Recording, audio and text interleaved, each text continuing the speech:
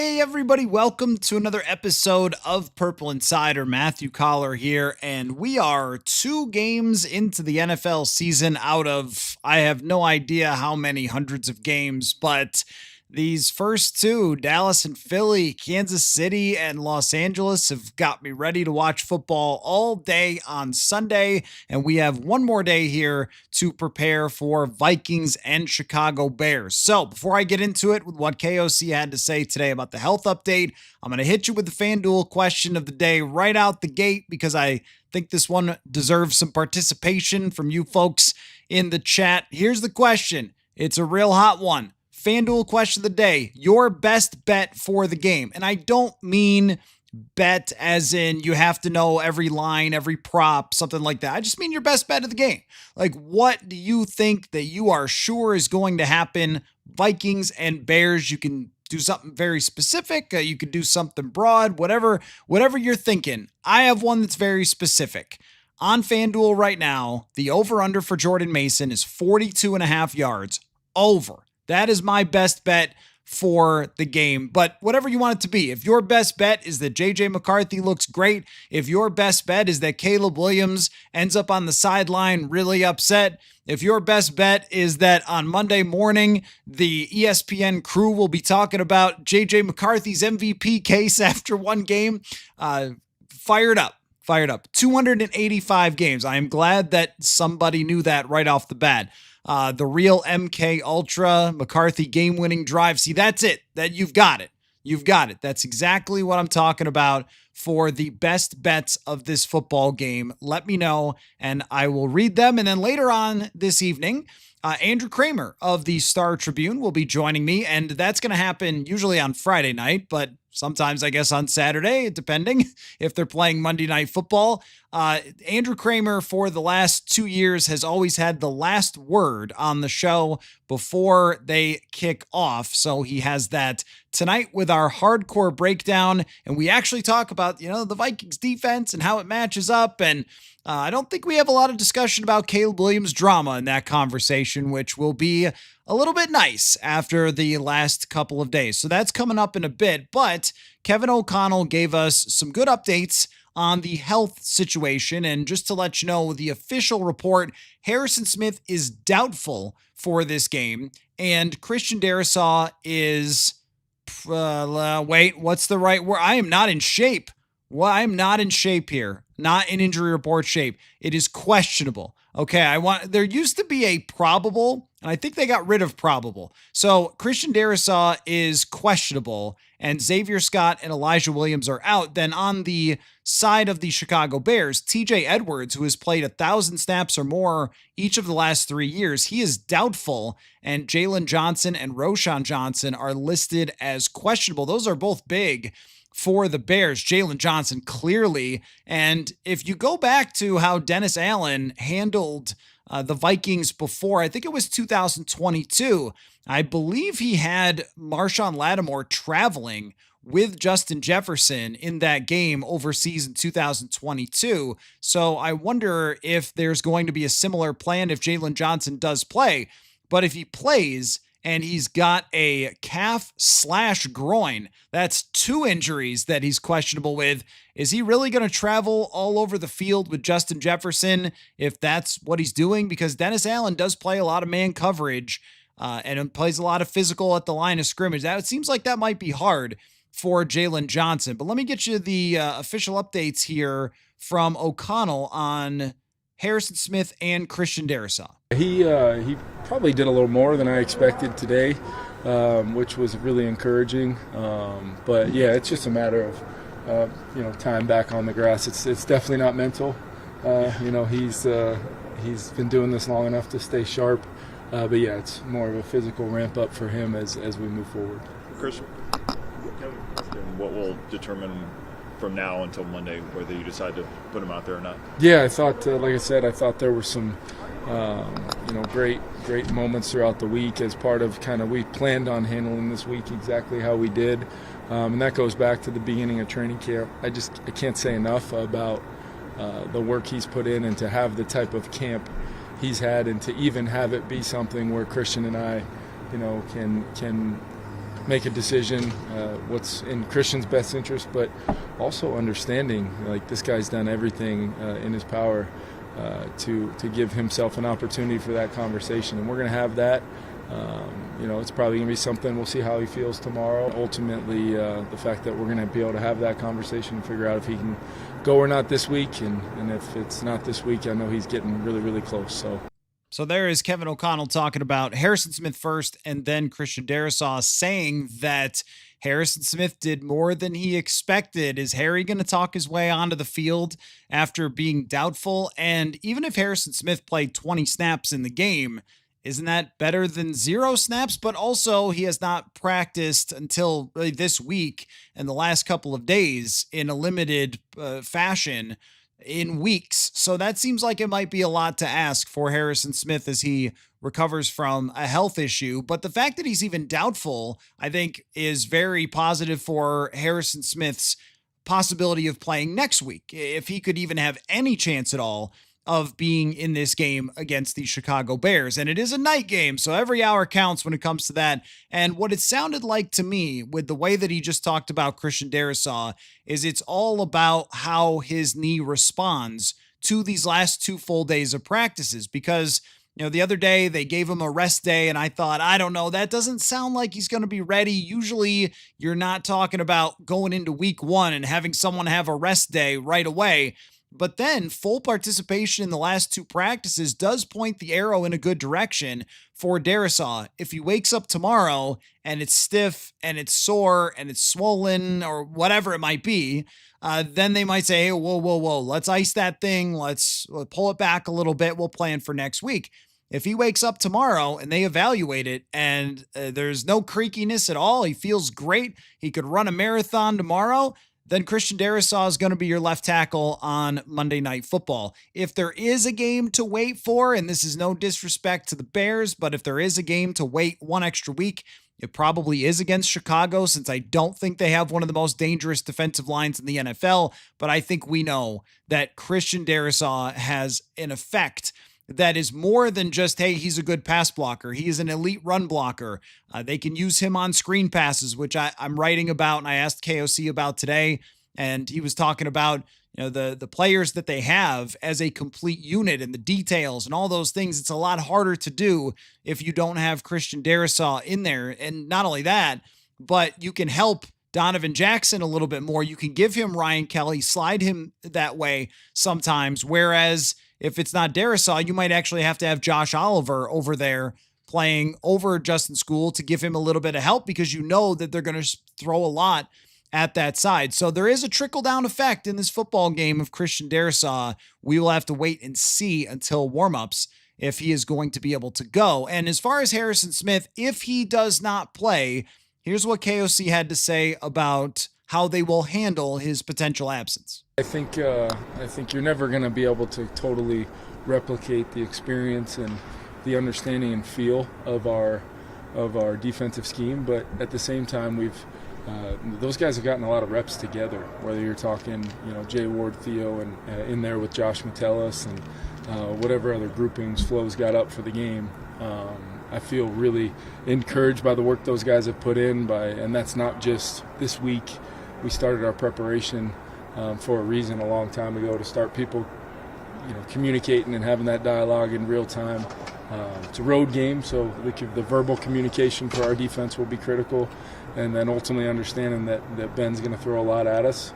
He's one of the best in the league at putting together an offensive plan, and we're going to have to respond and execute the game plan, and at the same time make sure we're showing up from a play style and physicality standpoint, like I'm sure they're telling their guys as well.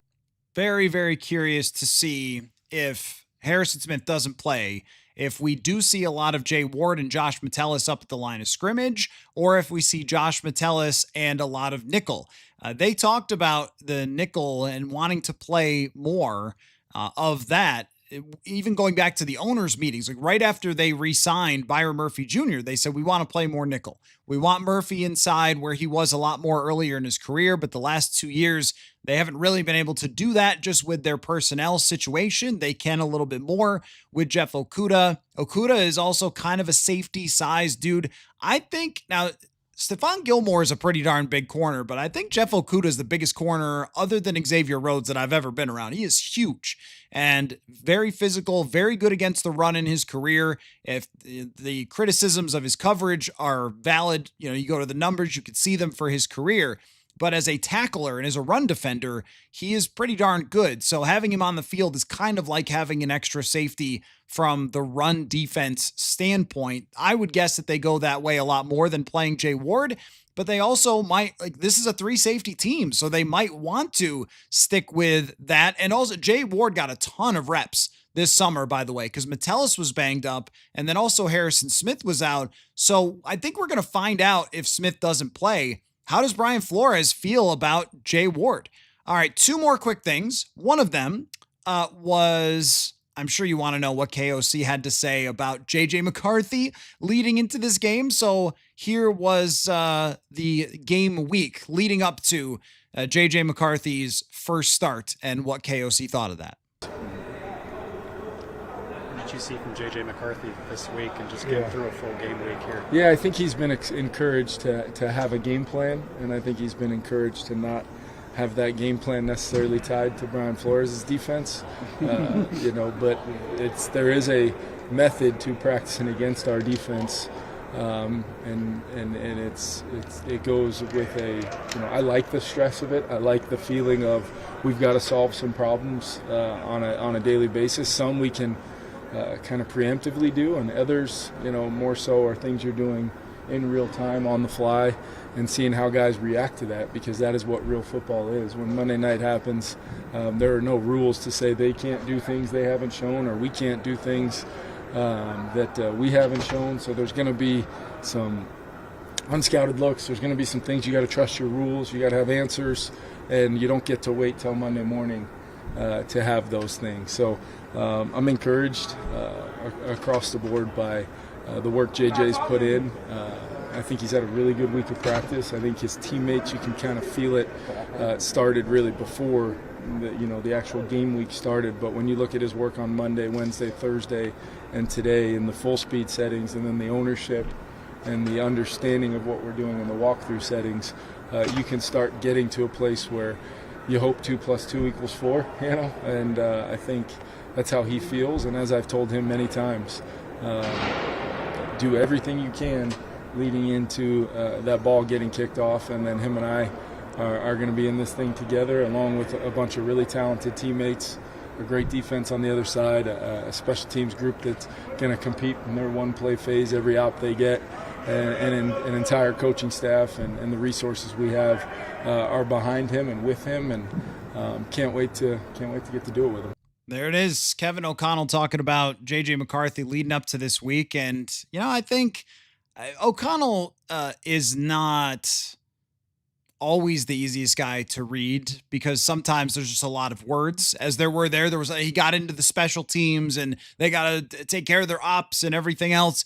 But I think that you saw the nervous energy a little bit in that answer. And I'm sure by the time they've reached Saturday for a Monday night game and through training camp and preseason, everybody's just ready to get this going. But the coaches don't know for sure how it's going to look.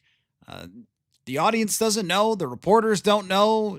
Nobody really can be clear about what's going to happen once JJ McCarthy gets out there. But the one thing we can say with 100% certainty is that the coach who has been by his side has given him every opportunity to succeed at this point, and has managed quarterbacks through tougher situations than this, including Josh Dobbs having to be thrown into a game 2 years ago.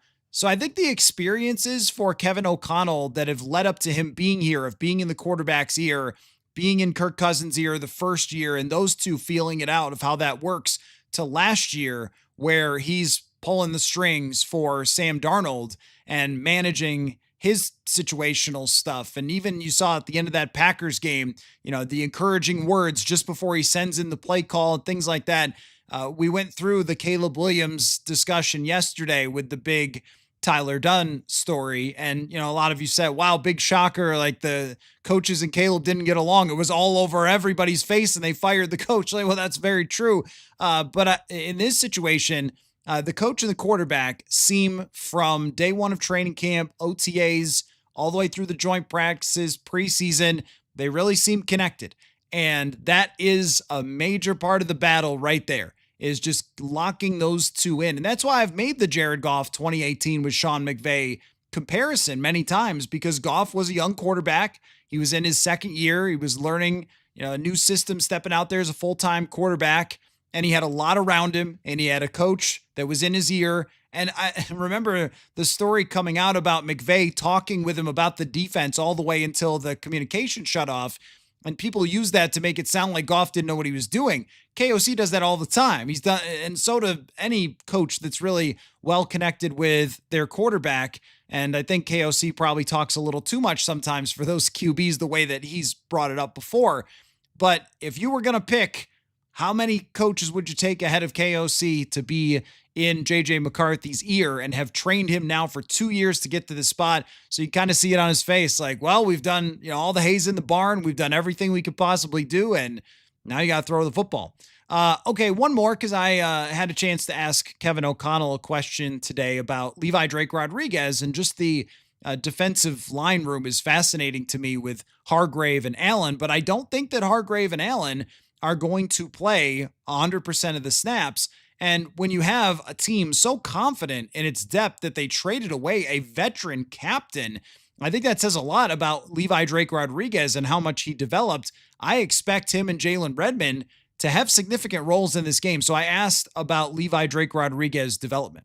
Last one? Kevin, Levi Drake Rodriguez seemed to take a step this offseason forward. Just what did you see from him and his progress from last year? Yeah, really that whole room. But I think what Levi, he flashed. You guys saw him right away as a rookie, just with the traits. He's a big, strong guy with some real twitchiness that translates to pass rush. But what he's done a really good job of is he's really starting to figure out how to apply that skill to all downs. Be a tough guy to block, whether you're trying to double him, whether you're trying to single block him, whether you're trying to confuse him within different run schemes and angles and things like that. He's now applying a lot of those things to different aspects of his game. Jalen Redmond's had a phenomenal camp. Ty Ingram Dawkins, like when you have guys like J.A. and Grave, your hope is good, talented young players absorb some of those traits, and it's happened, and we feel like we've got a really deep group that are going to be wearing Vikings uniforms, playing D-line on Monday night, and we're going to need them. Hopefully, the goal is we can keep our group as a whole fresh and keep the pressure and intensity on that other side by having real depth in the room. Yeah, you heard it right there, that Kevin O'Connell wants to have a deep rotation going in this game. And that just tells you a lot about their confidence in Jalen Redmond, Levi Drake Rodriguez. Those will be two guys to watch closely on Monday night. Okay, the FanDuel question of the day was your best bet for this game. Doesn't have to be an actual bet on FanDuel, but can be anything that you think you're sure it's going to happen. Best bet for Monday night. And let's have some fun. Let's talk about these for a while here, and then around 8 o'clock, I'll bring you the conversation with Andrew Kramer, and we get into the nitty gritty of position by position, what we're sure about, what we're curious about, a great final word on this game. And it's been, just before we get into it, such a fun time. This entire training camp, preseason, offseason, leading up to this, and even just for this show. I mean, you go back a couple of years, and the thing that we kept talking about, that light at the end of the tunnel, was when this leadership group is able to pick its own quarterback, when they're able to spend in free agency to build around that quarterback, when you have a coach that, instead of, maybe not always getting along the best with his players, is their guy and is hand in hand with the quarterback, the same way McVay is with Matthew Stafford, the same way that Andy Reid is in Kansas City with Patrick Mahomes. And that's what you're trying to achieve. And so we talked about these sort of philosophical things that they should be going after time and time again. And we've now reached that point. It's almost a little bit weird that we got here with the stuff that I thought would work years ago, and now we're going to find out if it actually does work, or at least start to with the first step. with JJ McCarthy. So I think there's a lot of excitement from just about everybody. I have definitely heard from more friends of mine throughout the last couple of weeks. It's like, let's just get football going here and get JJ McCarthy out and start seeing what this team is actually made of. So very, very exciting. My best bet is they're going to run, and Jordan Mason's going to go over 45.5. But let's find out what yours are. So let's have some fun with this conversation. Steve, his best bet is 24-13 Vikings. I think that is right in the ballpark of what this game should be. If we're trying to imagine what it's going to look like in our brains, you know how sometimes we're way wrong and sometimes we're way right with the imagination bit? The game you imagine with Chargers and Chiefs was exactly what happened. It was the Chargers are super physical. If Justin Herbert's receivers do their job, they can make plays against Kansas City, but Mahomes is going to have to be a hero, and it's probably going to come down to the final minutes and who scores last, and that's exactly what happened. So is this one going to be the same way, where I think we all have this vision of the Vikings running, then breaking things open with some explosives to Justin Jefferson, play actions, getting up in this game, slamming their face in, intercepting and sacking. Well, maybe he doesn't throw a lot of interceptions last year, but sacking Caleb Williams, frustrating him. He makes a few amazing plays, but not enough consistency, and you end up with something like a 24-13 score. I mean, I think that is the game that you can imagine is the most realistic outcome. Tommy says, my best bet is Caleb Williams will be shown on TV with a towel hanging over his head. Love that bet, Tommy. Love that bet. And now what we're going to find out too is how Caleb Williams responds to the extra added layer of pressure of that Tyler Dunn article. And I promise you, it is being talked about all over the Chicagoland area. And I promise you, the team is aware of it. I promise you that Caleb Williams is aware of it as well, and that it's something that's being discussed there. And there's just another thing kind of piled on. He already had a ton of pressure to prove himself, but now it's this other thing where he's being called out by his previous coaches, called lazy, called a liar when it comes to the whole film watching thing. There's a lot on Caleb Williams here going into this game. And if it doesn't go well, when you talk about the towel over his head, I mean, if it doesn't go well early on, that could be in the second quarter. And that's how you know if Brian Flores has won this matchup, is if Tommy's best bet comes true pretty quickly or early in the second half, that Caleb Williams looks like he is in give-up mode the same way as happened quite a few times last year. Aaron says, Caleb update, Matthew was shocking, but makes sense. Oh, the update, yeah, yesterday with Tyler. It was, yeah, some of that stuff was shocking because usually, I mean, look, I saw Olin Kreutz, former center. What a great player he was. I saw him tweet like, it was an interesting story, but coaches blaming player and player blaming coaches for a disaster season is not new. That's true. Some of the details, though, I think were the shocking part. Yeah, of course, it's the blame games. Oh, well, no. And I'll tell you a quick story about that. I remember when E.J. Manuel was struggling for the Bills, and Doug Marrone quit to go coach the offensive line of the Jaguars or whatever. And EJ Manuel tweeted like Happy New Year, because it happened, I think, on New Year's Eve. And then the next training camp, he was in a battle with Matt Castle and Tyrod Taylor for the starting spot. And early in camp, he was sort of taking little jabs at Doug Marrone and saying, well, now that I can really be me in a system, now it's going to work. He lost the gig easily that year to Tyrod Taylor. I mean, yeah, they all, guys who fail early especially do this. They usually look for excuses. They usually look for people to blame. But I also think the coaching staff, when they're like, oh, we kissed his butt and we treated him like he was Hollywood, you're like, well, who was in charge? Was that you, or was that, someone else? So, we let him run the organization as if like that's completely his fault. But I suppose if he wasn't prepared, we're going to find out pretty quick here how this act from Ben Johnson of no more Mr. Nice Guy, you're getting coached crazy hard from day one. We're going to find out how much that works. Aaron adds that, let's see, 27-13. And right around the same score as our last prediction. Running back group over 100, McCarthy over 220. Yeah, 220 I think is right on the mark. I think that is a great number by FanDuel at 220 because that's exactly how many yards I could see him throwing for in the game we imagine in our brains. It is 200 something yards, not 350 for JJ McCarthy. That means you're in a shootout. That means you're playing from behind probably. 220 means you're in control. You're probably hitting a few plays down the field, but not a million, and you're controlling the ball underneath. And I think that they're going to do a lot of that.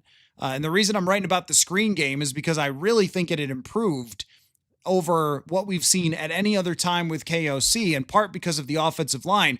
But I think that McCarthy, if it's the ideal game, like you think about, KOC has talked about this in the past, and it's a very interesting way of thinking about the quarterback position of how many throws, true quarterback superstar throws, do you ask your quarterback to make? And how many can you just set them up with, put on a tee? I'll give you a great example. In my little research here for my screen game article, I found that Baker Mayfield last year had over 650 yards on screen passes. So he went for over 4,000, but it was in the ballpark of 15% of his attempts were screen passes, and they gained over 7 yards per attempt, and he had over 100 quarterback rating, completed 90%.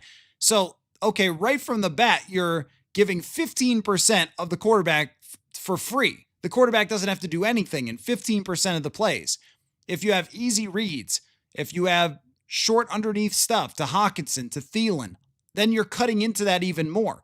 So if you hit on some screens, if you hit on underneath stuff, how can you cut that number down of great plays McCarthy has to make? And he will have to make some, unless it's just an immediate blowout. Unless Miles Price just returns the opening kick for a touchdown, and then we go from there and it's blowout city. Unless that happens, if it's any type of close game, you probably need 5-6 really good throws from JJ McCarthy. But what you want to avoid asking him for is 16. And I think that's KOC's philosophy. I think it's very similar to McVay, very similar to Kyle Shanahan. Shanahan is, how many times can I run some play action confusing stuff where George Kittle's right there for you and you don't have to do anything? And then you have to make a couple of plays to win the game. I think that's what we're probably looking at here. And that's what lands you about 220 yards, is playing that way. Brett says Vikings will have 1 turnover on special teams. Special teams makes me very nervous. Brett, you wouldn't be a Vikings fan if you weren't thinking that going into the game. I was talking about this a little last night about how there's, I think, the people who get super nervous about everything that could go wrong and the people who get wildly overconfident about everything that could go right. And, you know, usually football is somewhere in the middle of all that stuff. I think special teams, though, you are not being irrational by talking about being nervous about the special teams. It's a new kick returner and punt returner, same guy who's never played in the NFL before. It's a new operation for him. This is not a kick return that he's ever had before with the dynamic kick return.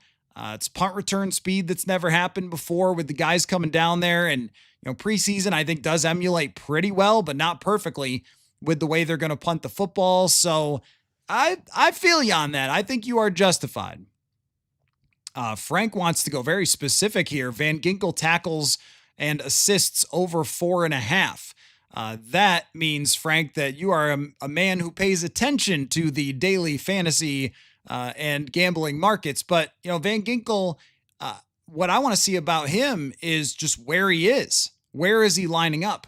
Because I really like Dallas Turner in this game off the right tackle, and that's where he was a lot during training camp, was him and Van Ginkel lining up on the same side, and that was his main position. He did a little bit of mixing and matching with Jonathan Grenard, but we know this. Grenard's going to play almost every snap, because you remember last year, the lightning quick sack that he got against Caleb Williams. You could see that again, but Van Ginkel over 4.5 tackles, very specific there. Jeff says Vikings fans will overreact with a win or loss. Well, that, of course, Jeff, but I think you could predict that in every single NFL city, right? I mean, the Chargers won the Super Bowl last night, right? Although, look, they look really good, really good. That was one of my ridiculous bold predictions, was that the Chargers would win that division. I was looking over my 50 bold predictions list, and that was one of them. Like Chargers are going to win that division. And well, I'm up after whatever it is, 4% of the season or 4% of their season. Kit says Adam Thielen's over for half a touchdown. So you think he's going to score a touchdown. Hawkinson leads both teams in catches, over 1.5 points scored by the Vikings defense and special teams. Well, they should probably mix in a field goal, or maybe they'll have, I think I know what you're saying, like that they score a defensive touchdown. I could see that. Williams is just interesting because he doesn't throw picks, but he does get sacked constantly. And that reminds me of, I don't know, it's kind of like Justin Fields, right?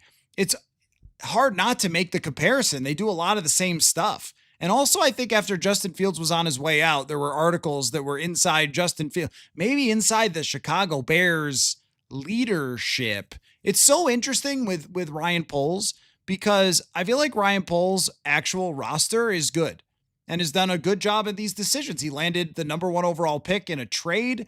He's signed receivers. He's drafted a lot of weapons, which, I would do the same there. And yet the general manager position, and this is where some of you, I think, miss Forest and Trees a little bit with like the drafting and Kwesi and all that, is like the under KOC and Kwesi Adolfo-Mensah, the health of the franchise is a 10 out of 10. It's been as healthy of a franchise, which is why free agents want to come here, as any in the NFL, probably the cream of the crop, right? And Chicago, they got players. They got a roster. They got a top draft pick quarterback. They got lots of dudes. And yet their culture has been horrendous. And this is why where the word culture is thrown around all the time, but I saw such a juxtaposition between the Zimmer and the KOC era that now I'm a big believer now, but I think you have to use specifics because every team will be like, we got to change culture, got to have a great culture here, football. But how do you actually do it is a lot harder. So I don't know. There was a question about the special teams there that sent me to that point. But I mean, that's going to be on my mind as we go into this game, is that, the Vikings have just created something that's totally different from what Chicago has. I honestly don't even remember how we got there. Thielen for a touchdown makes a lot of sense. Hawkinson leading both teams in catches makes a lot of sense. And I think Williams will turn the ball over to them at least once or twice. Will it be interceptions? Will pick six, fumble return? I don't know. But I think he's going to give him the ball at least once. Okay, Kerpluppy says, I think the story is likely to be more about how embarrassing the Bears were rather than how incredible the Vikings were for last year. I fear this game may be difficult to have any flowers given to us. Well, Kerpluppy, this has been my point. I'll tie this into a Friday mailbag question. The mailbag's out today, by the way, purpleinsider.football. Go check it out. So let me tie in my feeling on what you said to a question. Someone sent me a mailbag question about like, hey, if JJ makes a lot of progress this year, then I'm going to be happy with this season. And I said, no freaking way. That is not how I look at this at all. I look at this at the end of the day, what does that standings say? Does it say a way more wins than losses? Does it say you're going to the playoffs? Am I driving around the corner to US Bank Stadium for a playoff game, or do I got to fly somewhere? Like that's what we're talking about here. Like that's the difference between previous years and this year. Previous years were, hey, if it's fun with Sam Darnold, then you're doing a good job out there. Like just don't implode the franchise this year. Or, hey, transition to get to the point where you can move on from Kirk, or show that the culture's different in 2022. These fake trophies that do matter, but they certainly don't matter as much as the one you get at the end.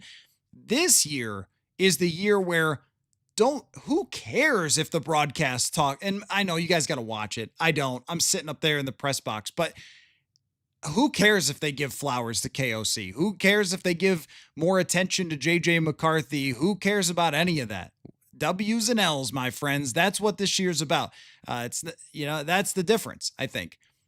It's going to be this way with the Vikings probably this week. Next week, if they get a win and they face the Falcons, I think it'll be a little more about JJ McCarthy and Michael Penix going against each other. There's not a lot of games in this schedule where you would say, oh yeah, the Vikings are the main point of discussion, probably against the Falcons, but Cincinnati got Joe Burrow coming in. Aaron Rodgers, they're going to talk about him more. Cleveland could definitely be for Cleveland, but the disaster that is Cleveland is going to get a lot of discussion. So you're going to have to kind of get used to that. But my point is that none of it really matters. The flowers, they don't mean a thing. Just get the wins. Jim says Vikings run game will have more yards than any other game this year against Chicago in this game. I could see that.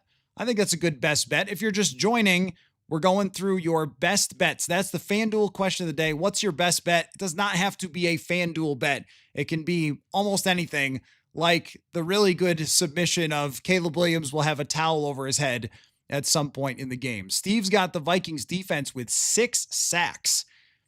Certainly not impossible, Steve. And the way that they've built this thing, it was really good against the good Vikings offensive line in training camp, and they just have weapons coming from left and right. And if Harrison Smith is able to play at all, we'll see. I mean, doubtful usually doesn't happen, but we'll see. That just adds another person who can be running after Caleb Williams. And if he's not getting it, think about, he's never played in rhythm before ever in his career. And this is why I'm skeptical about the Ben Johnson thing. I think Ben Johnson's great. I think he knows what he's doing. I also think that Jared Goff knew what he was doing in working with Ben Johnson.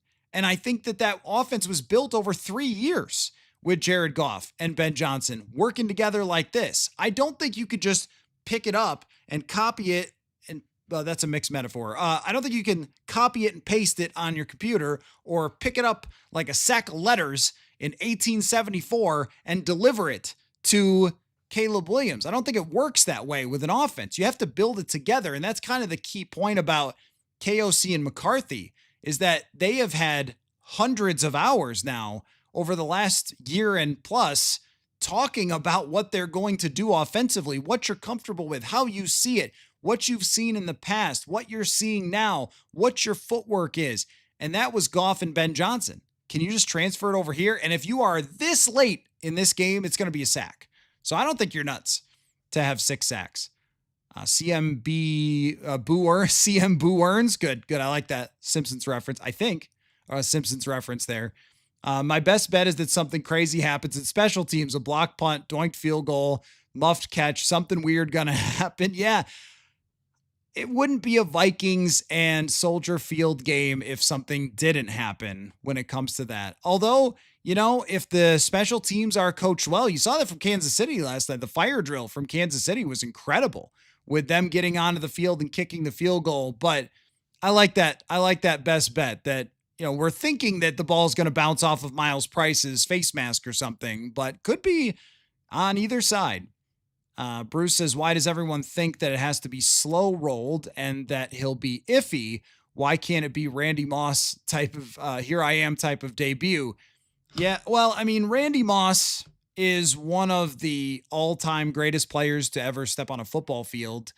So I guess it is not a surprise in hindsight that he was able to have, what was that, 5 catches, 3 touchdowns or something? It was insane, right? Randy Moss's debut, 2 touchdowns. Whatever it was. That was Brad Johnson throwing in the ball. And he immediately was so much faster than everyone else. He just ran by them. This is a lot more complicated. And I don't think that he'll, iffy is kind of, we'll see. But slow rolled, I think, is okay. I don't think Chicago has the offense to just run by the Vikings. So feel it out. And if the way that you're interpreting it as KOC on the sideline is, they can't handle us. Their offensive line can't handle or their defensive line can't handle our offensive line. So we're going to pound their face in. Well, that would be slow rolling, running the football, handing off a lot, but it's a good form of slow rolling.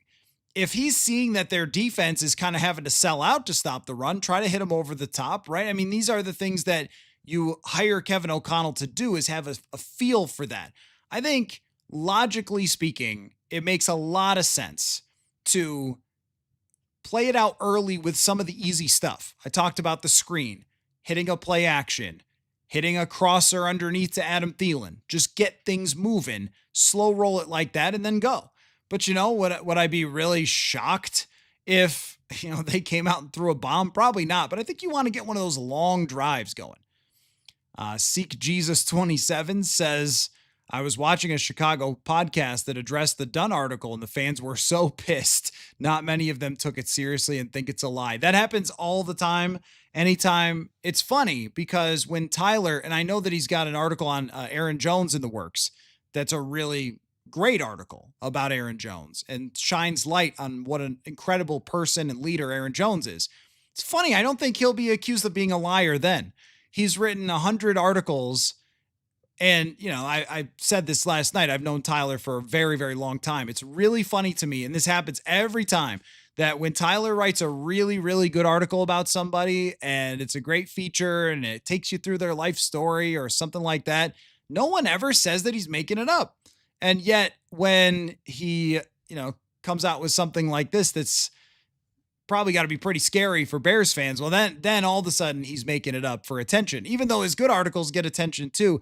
But anyway, I mentioned this last night. He's done so much work over the years that's just like this. Like, we've got a huge sample size of Tyler's writing, but if you guys were on the other end of it, a lot of you would be pushing back as well, because imagine you get yourself all amped up. I feel bad for Bears fans. I know you guys don't, but imagine you get yourself all ready for Monday Night Football, just like you guys have gotten to see JJ McCarthy.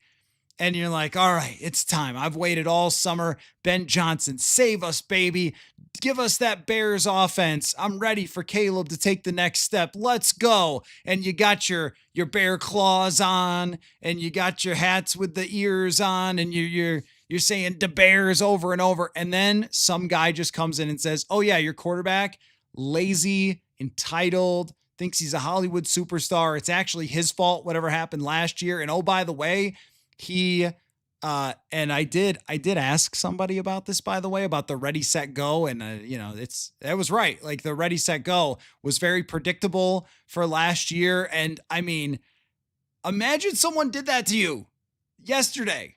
Now it's all reality. You know this, you saw the Bears last year. I mean, it certainly passes the smell test, does it not? We saw them, but that would be horrible for you. The day before, almost, you're ready to watch some football, and a guy comes in and says, actually, your quarterback is the worst. And here's a bunch of evidence. So, but I'll say this though, in Ben Johnson's credit, that coaching staff clearly didn't know what to do with Caleb Williams.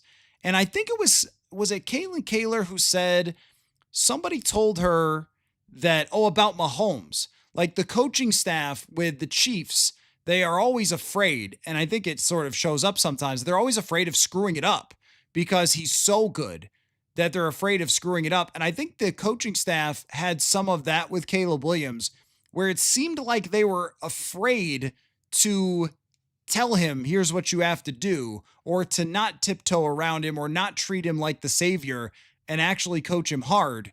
And maybe there was some fear of that. Like, well, we don't want to make him mad because we're going to get fired. And then they end up getting fired anyway. So it's, a fascinating matchup. McCarthy versus Williams versus the Vikings defense. And I still think it will come down to whether Williams makes those freakish plays, because I don't think he's going to play in rhythm for an entire game. I think he can do it in spurts, but not for an entire game. Anyway, let me circle back to your best bets. Kevin McDermott's pinky is just wrong. It's a great reference. It's too soon. It's still too soon. Best bet is that Jonathan Grenard will be the most impactful player in this game. After what I saw from Jonathan Grenard over the summer and his matchup here in this game, yeah, I think that's a great best bet. Is the faithful not too worried? Vikings are really high on Theo. About the safety position. They're really high on Theo Jackson. He played really well against Seattle last year. That's Theo Jackson, man. Every opportunity that he's ever had, he's just been good. And they showed a lot of trust in him with the fact that they were willing to give him that contract extension, having only played a handful of snaps. This is Brian Flores' superpower, and it's going to be tested a little this year. I think he really believes in his evaluations. And I was talking to somebody in the league the other day about coaches and being evaluators. And it's the most underrated thing in football. We think, what scouts, GMs. But if the coaches have so much to do with who stays and who goes, it's their evaluations. They might be the best X's and O's people. And this person in the league told me that their coach, who is known as a great X's and O's person, wanted one particular player to stay on their team who was like legitimately dead last by PFF. Like one of the worst players, I won't say the position, but like one of the worst players on PFF. And their coach was like, no, I love that guy. Like he does everything the right way. It's like, huh? Well, but if it doesn't translate to the field, this is where with Flores, he's making this bet on Theo, which is interesting because Theo wasn't even his player. That was actually from the Donatel era, but making this bet on Theo, making this bet on Okuda, making this bet on Isaiah Rodgers. It worked with Metellus. It certainly worked with Ivan Pace. So he's hit on these. And even with, someone like Blake Cashman, he's been worth a lot more than, what they got him for in free agency. Alex says, bet as the broadcast mentions McCarthy's first game as a kid with his dad before the end of the first quarter. Oh, that's a good one. See, if this was the Super Bowl, that would be an actual bet that you can make. McCarthy is from the Chicago area, will be hammered. Hammer the over on that. Well, if he gets mentioned, we'll see if his debut is brought up. I'm kidding. I think that broadcast is going to be really good. Right? I don't think you're going to be. I know that the Joe Buck thing, and I know how y'all feel about that. Or though, you know what? Actually, I think that's a generation thing. I think that probably people who were around for the Randy Moss disgusting act still hold it against Joe Buck. But anybody who wasn't thinks that he's just a good broadcaster who did the sideline unbelievable. I saw a youth walking to a game last year who had a hoodie that they had maybe made on the internet by themselves or whatever. And it said sideline unbelievable, sideline or digs, sideline unbelievable, whatever the call was. And it's on the jacket. And I thought, Joe Buck exonerated by Vikings fandom, or at least of an entire generation. Either way, I think that they'll be pretty even about it. Just sort of the national attention is always going toward Caleb Williams. But in some ways, that's actually good, because there is a saying in journalism, if it bleeds, it leads. And that thing has been a bloody mess over the last year plus with Caleb Williams. But to your point, yeah, I think you're going to get a lot of that with that narrative, McCarthy coming back home and so forth. Mr. Marauder says we were one of the best play action teams in the league and we can run the ball. It's going to be insane. Yeah, they were last year. You're right. If I'm not mistaken, Sam Darnold had like 129 quarterback rating in play action. And this is when people bring up like KOC and play calling, and I get it. And I've got my own list of critiques for every game, coming out of every game that we analyze and looking at the film and whatever. But if you can draw up play actions and have them succeed, you can run that like 30% of your snaps. And again, that kind of goes back to play action stuff is just easier because the defense is starting out in a poor position where they're at least got eyes in the backfield and not on where you need to go. And in the best case situation, they're rushing toward your backfield. That's an edge for the offense on the first snap, like from the very start before the quarterback does anything. You've got an advantage. If you can have 15% of your plays be screens, 30% of your plays be play actions, that's half the plays are just right there for the quarterback, and he doesn't have to do a whole lot. And that's why it is very important if you can get ahead with the run, for sure. Bree says, my guess is Thielen and Hawkinson each have more than 60 yards. Thielen with more than 60 yards would be a massive contribution for this offense and would be very, very good for this team to have. And I think, Thielen will be ready. It's not like he just came out of retirement. He had an entire preseason and training camp just with somebody else. And so he's in physical shape to go. It's just getting locked into the offense. I think that 60 for Thielen's a little much because this is a game to me. And just looking at their injury report and the fact that Edwards is doubtful, that to me is go after them with Josh Oliver. And there it is. There's your Josh Oliver mention. It took, how many minutes are we into the show? 48 minutes into the show to get your Josh Oliver mention, but it's important because I think they're going to use him a lot. And they're going to have a choice. Like, are they going to stay in nickel? Are they going to bring in their bigger personnel? But if they're down a linebacker, they can't do that. There's your Josh Oliver advantage. So I don't know if how many snaps Thielen will be on the field for, but it's a great best bet to throw out there because the underneath stuff should be there. Mr. Mayor, best bet is that Caleb Williams looks absolutely lost all game and the Bears deal with pre-snap penalties all game. Could totally see it. If you're not a quarterback who can handle the details of Ben Johnson's offense, you are in trouble. Oliver says, anyone notice how KO talked about bringing in Jonathan Allen and Javon Hargrave allowed LDR and Jalen Redmond and Ty Ingram Dawkins for them to learn from the vets and really cement them as long-term potential players. Yeah, no, that's right. I did notice that. And players for this year. But they have that at a number of positions, I think, where you have someone who's your key player. And that's why, when we talk about, well, they're an older team. It's true. A lot of their key players are older, but there are also a lot of guys you can look at and go, well, this guy could play a role into the future. Your Zamiah Vaughns and your Dwight McGlothers and guys like that. And not all of them are going to hit, but if a couple of them do, you can sometimes, Josh Mattel is a good example. Sometimes 3 years into somebody's career, all of a sudden you find them because they get the opportunity when somebody else leaves. Tristan says, can't wait until JJ takes his first snap. After that, I will never have to hear that he hasn't taken a snap again. Yes, I know. I know. But for right now, Tristan, he has never taken a snap. You know how many snaps he's taken, Tristan? He hasn't taken any. He's taken 0. But on Monday night, he'll have snaps. You're right about that. This is the nature of football. This might be one of the reasons football is so popular, is because we imagine it for so long, month after month after month. They're practicing. What does it look like? What does it look like? What's it going to look like? We finally get to the game, That's definitely how it feels. Brett says, I think Caleb Williams will look good early, but gets worse as the game goes on. By the fourth quarter, he'll be bailing on structure and scrambling all over and get sacked 5+ times. That is a pretty solid best bet, I think, because they are going to script as much as the first 20 plays as they possibly can. I could absolutely see that. And that's kind of why you got to get them off their game early or get them behind early and force them to play a game that they don't want to play under Ben Johnson. But I think that's a good point, that Ben Johnson can dial up a first 15 plays. This man deserves all the respect for his ability to X's and O's his way to the end zone.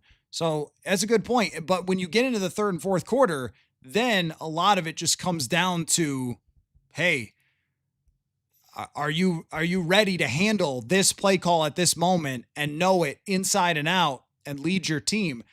Sometimes though we talk about Williams a little bit too far as if he did nothing last year. He did have moments last year, and he's capable of having those moments. And one was against the Vikings. So it's not impossible that he plays well, but he could play well and take 5 sacks and they lose anyway.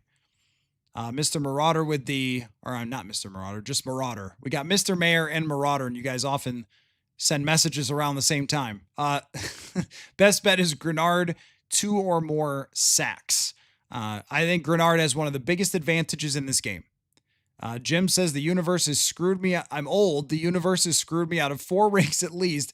JJ brings those plus interest, 6 Lombardis. There you go.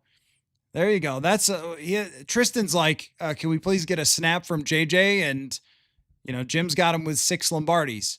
Look, let's see if we can make the playoffs there with, let's just see where this all goes and then we'll decide. But I think you're kidding. JJ rushing yards over is your real one. So I appreciate that, Jim. And that's a great one. They want him to run with the football, and they should. He has got great athleticism. My thing for JJ McCarthy is, can he balance wanting to scramble with wanting to make plays out of structure? Because I think that the best thing he can do is, if he's got 5-6 yards in front of him to run, take those 5-6 yards. Don't try to do what Mahomes did last night unless you're really sure of it, where he's running away and makes that play.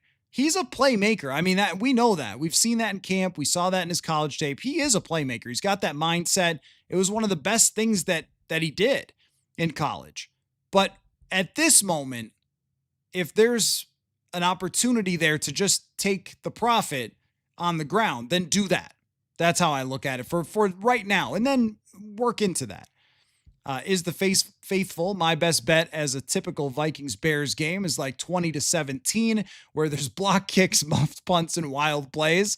I always walk into that place, and it's spooky. I mean, you guys, if you've been there, you know this. You know it's spooky. At nighttime, you walk up there. Now, it's still late summer. It's not quite full fall, but maybe we'll have some very fall weather.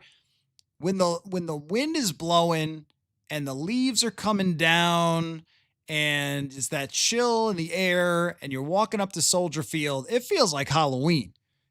It's a creepy place. I've always had this theory that it's such a creepy place that's why things go wrong all the time in there, including for quarterbacks that play for the Bears. Mr. Mayer says, why do we need to slow roll him? Why do we need to play only has to be mediocre, just steer the ship? Yeah, you don't have to do that. You don't have to do that with JJ McCarthy. I think only has to be mediocre is probably the wrong framing of that opinion. That opinion would be, if you just do your job, you're going to win a lot of games with this team and then let the rest come to you. Like, don't try to just do everything at once in your first game. I think that's really the point. It's not, oh, well, if he just is Brooks Bollinger, they'll be fine. Like, that's, and I know Brooks a little bit. Sorry, Brooks, for that. But Todd Bauman was kind of a downfield guy. But if you're just a game manager and you play it safe, but that's kind of the right approach, I think, early on, feeling out how defenses are going to play you, feeling out how the speed of the game is in real games as opposed to practice. I think all that's okay. And running the ball early, all that's okay as well, because I think you can do it in a game like this. DOD says 34-10 Vikings. Fair enough. I think they are a better team. Bob says, may miss Hitman smarts out there, but Theo gives us youth quickness. Right. I mean, I agree with that. Theo is fast. It's crazy because Theo is an underdog kind of guy. Was a 6th round draft pick, got cut by his own team, put on the practice squad. You look at this guy's background, he's like the best football player in the state of Tennessee. And then he went to Tennessee and had a really good career there where he played lots of different spots. Like, he's not just some like random tryhard that they've fallen in love with because he's a nice guy or something. Like, he's got talent and he makes plays on the football. KFoul77, 24-17, JJ runs in the winning touchdown. The scrambling ability. Could definitely see it. That's your best bet. If you're just joining, people are giving their FanDuel question of the day was just, hey, your best bet. Mine is Jordan Mason over 42.5 yards. They're going to pound Jordan Mason, I think, a lot in this game. And we're getting a ton of really good answers from you guys. All a little bit different. Very interesting. Guys are doing a good job with it. I was going to play the Andrew Kramer interview right at 8, but you guys have so many good answers. I'm gonna keep going for a bit. And then Kramer will come in a little bit later. We recorded at TCL Performance Center, so that one can happen anytime. Oliver says Hawkinson for 10 plus targets, but Jets with 4 catches for like 100 yards. That's part of when we talk about the slow roll, part of the slow roll might be, hey, don't sit back there in the shotgun, play after play after play after play. You're trying to throw 45 passes or whatever. Don't do that for KOC. Don't try to make McCarthy be a hero. Slow roll it in the way that you run and throw to Hawkinson and then bang, you hit him with something big. Like, that's really what we're talking about, is a philosophy that has definitely done well in the NFL with really great coaches. Gary Kubiak had a ton of success. Kyle Shanahan, Mike Shanahan, like this sort of strategy of pounding away at the other team, throwing to your tight end, handing off, and then at some point the levee breaks and the other team allows a big shot. That's a philosophy that does work. And I think that they did that early on with Sam Darnold last year. I think that was their philosophy with Darnold. Ray Away, don't overhype the Caleb article. We don't need to give them underdog fuel. I don't think that I'm the one doing that. I don't think that's me. if they're going to use that as underdog fuel, well, that was probably them yesterday. Probably not me that's going to be the one who fuels the Chicago Bears.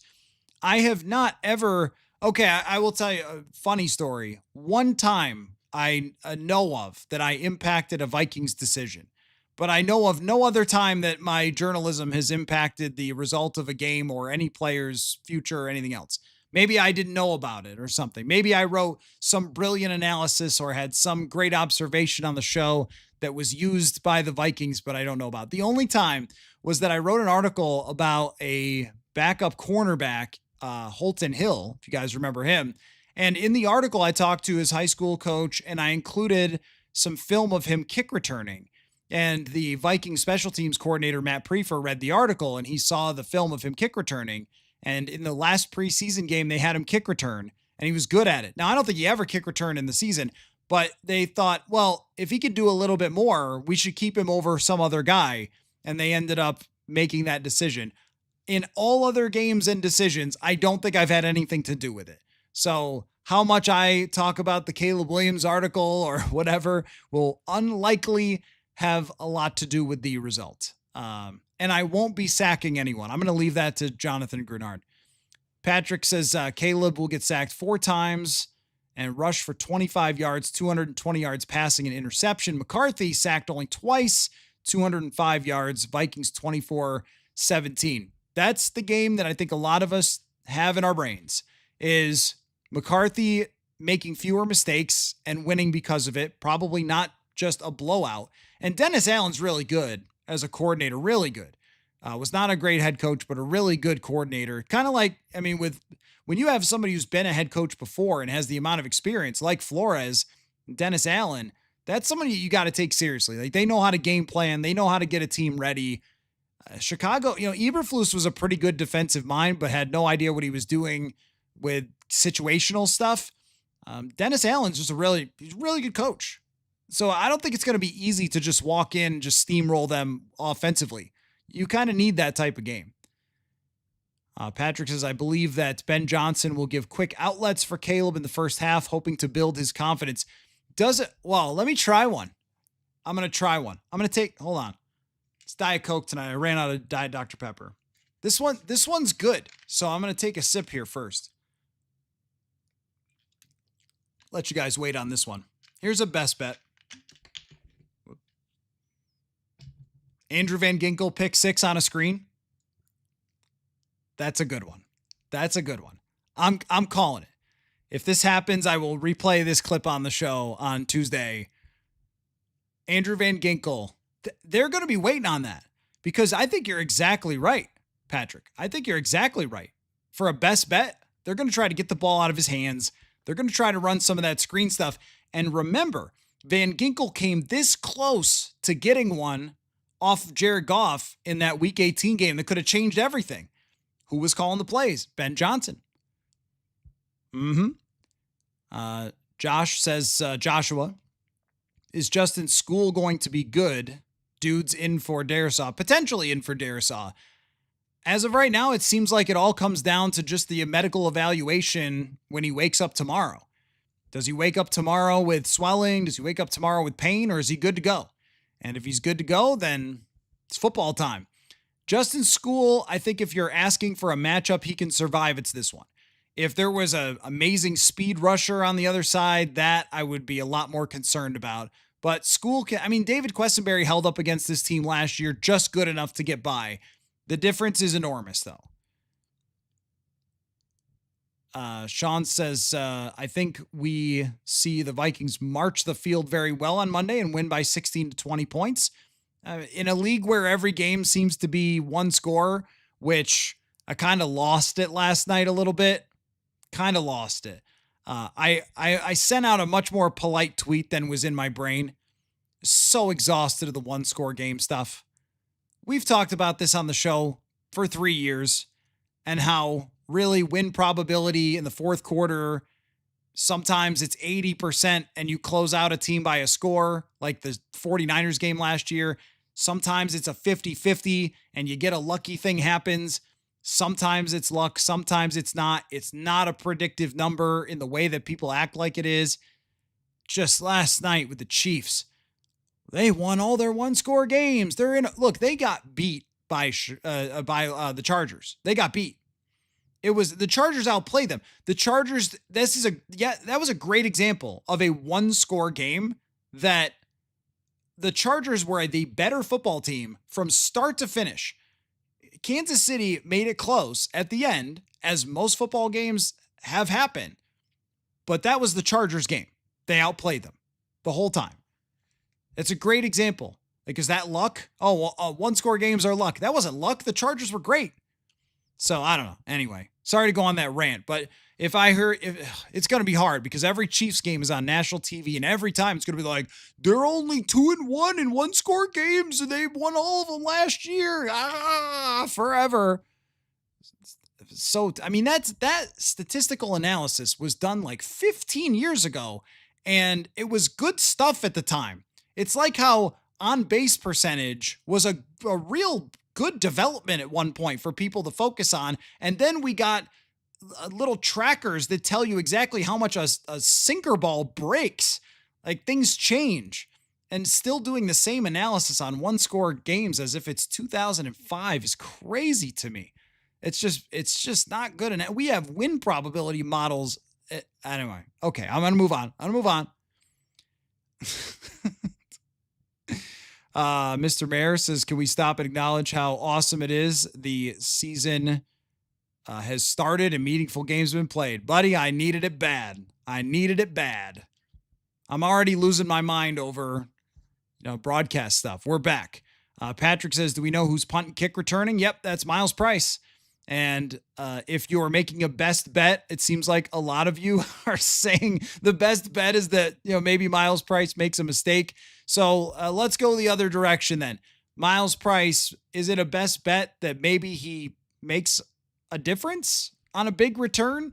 The guy's got talent. I'm really interested to see. The guy's got a lot of talent. And, a ball bounces around a little bit in his fingertips. And of course, we're like, oh my gosh, is he going to ruin the season?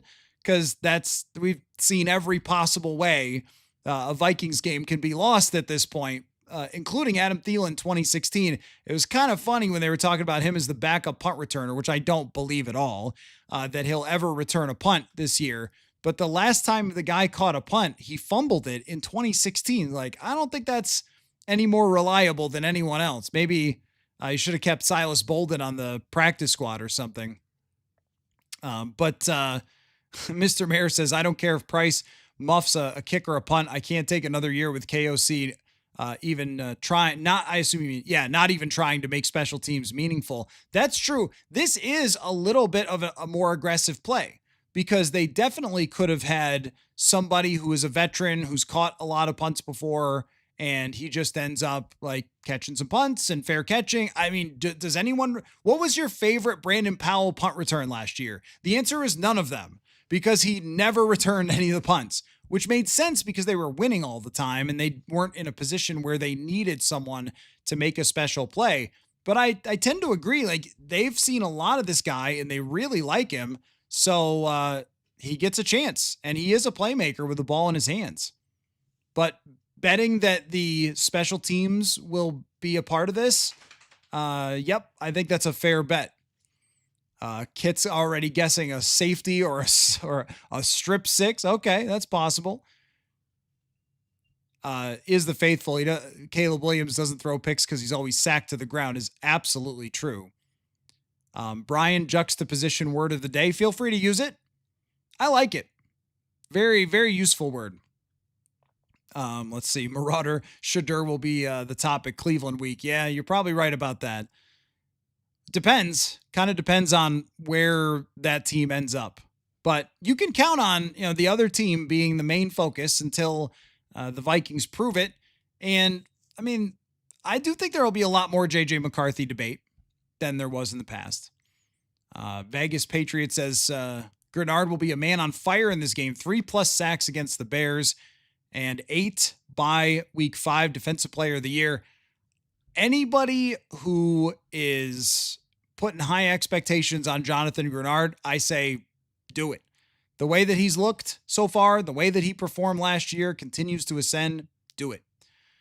Deplorable Neanderthal. I think the Bears corners trying to match our wide receivers is a big story. Jalen Johnson not healthy. Totally agree. Jalen Johnson's health is not 100%. He's going into this game questionable. And if he does play, then that really puts into question how much he can do. Can he track Justin Jefferson? And if he's out there, are the Vikings just going to motion Jefferson constantly? Are they going to run him all over the place and try to test that injured groin / something else that was also injured? Not 100% sure how to pronounce your name. I'm sorry about that. Dinesh, I assume, says you may have covered this already, but why the shroud of secrecy over Harrison Smith's illness / injury? Well, if Harrison comes back, then we'll talk to him and we will get answers from him or however much he wants to reveal. How I would put it would just be that there are things that I think all of us as football reporters, you guys as football fans, the gambling community, etc., say hi to Buddy. He's here. This means I need to play the Andrew Kramer interview shortly. Buddy always lets me know. Okay, so there are things that I think everybody has a right to know about player injuries. An ankle, a shoulder, whatever it might be, right? And then there's other stuff that every person might have health things that they don't want to share with the entire world. And I respect that when it comes to the Harrison Smith thing. I haven't asked a bunch of people what's going on with Harrison Smith, whatever, because I just understand that. I think everybody knows somebody in their life. And I'm not saying this from a position of like, I know he's hiding this or that or whatever. I just mean that like, that's a human thing. And when it comes down to that, if it's something that he doesn't want to share, then I think you just have to respect that. But I mean, we do know from the fact that he was listed as doubtful that means that there's a chance that he plays and very, very likely is coming back really soon. So, if he comes back from whatever illness it was and doesn't want to share it, I think that's okay. If it was an ankle injury and they were hiding it, that would be BS, but I don't think that that's it. So, let's see. Gazinkad Moss is one of the 5 people that actually deserve the generational talent. I know. Yeah. You guys know about how, I feel about that terminology. Calling guys generational talents just frustrates the heck out of me. It's just unfair. Every player needs to come in and learn how to play in the NFL the same way. Nobody's above it. No talent. And that's Jamarcus Russell is a better talent than Caleb Williams. I don't even think it's that close. And he didn't work out. Ryan Leaf was every bit the talent Caleb Williams is. Everybody has to do the work. And if he didn't want to do the work and wanted to blame everybody else, then this is how you end up where he's at right now. And we'll see if that changed. I shot you 99. Compared to the defensive performances from the 2 games, do you think the Vikings defense is way above what we saw from the 4 teams that played? Sure looked like it to me. I thought the Chargers defense was really good. That Patrick Mahomes had to make insane plays. And we could see this with the Vikings and the Bears, right? He had to make insane plays to make anything happen for that offense. I thought the Chargers was really good, and they were really good last year. That's the one I would say is the closest, probably. The closest to what I expect from the Vikings against the Chicago Bears is that Caleb Williams is going to make some breathtaking plays, and it's going to be at times like frustrating even. And they have to also create the negative plays for him. So 17 McMullen, did you see CHGO Sports had to apologize to their subscribers for having Tyler on? It's like I said, man, it's just lashing out. That's what it really is. Just lashing out. They know that stuff is real. They know that stuff happened. And look, it's really funny because I actually thought that it made the coaches look kind of bad themselves as much as it made the, Caleb Williams camp look pretty bad and unprepared and all that. It also made the coaches look like they didn't know what to do. So anyway, Let's see. MJ says, no football genius, but isn't a big weakness to the Flores defense a fake hike to show a little bit of what the defense is going to do? In this case with Caleb Williams, who I guess had to have his cadence be ready, set, go. I don't know, but I'm sure Ben Johnson is built in a lot more. I think that they have answers to that as well. Like they have fake run. Like that's always been a thing. Get to the line of scrimmage, start the cadence, see who starts to come forward. I think that is mixed into this defense. I don't think that's like a hack necessarily. Naylor touchdown, like that for a best bet, like that. Let's see. Let me get a couple of, Brian says the dogs on defense off the leash. I hope that was right when my dog showed up on the screen, that you were bringing me that pun. Big Bear says McCarthy conversation will be him wearing a gold jacket Tuesday morning. And look, that's how it always happens with overreaction. And it's a very long season. And so we're going to work on that ourselves. We're going to work through that.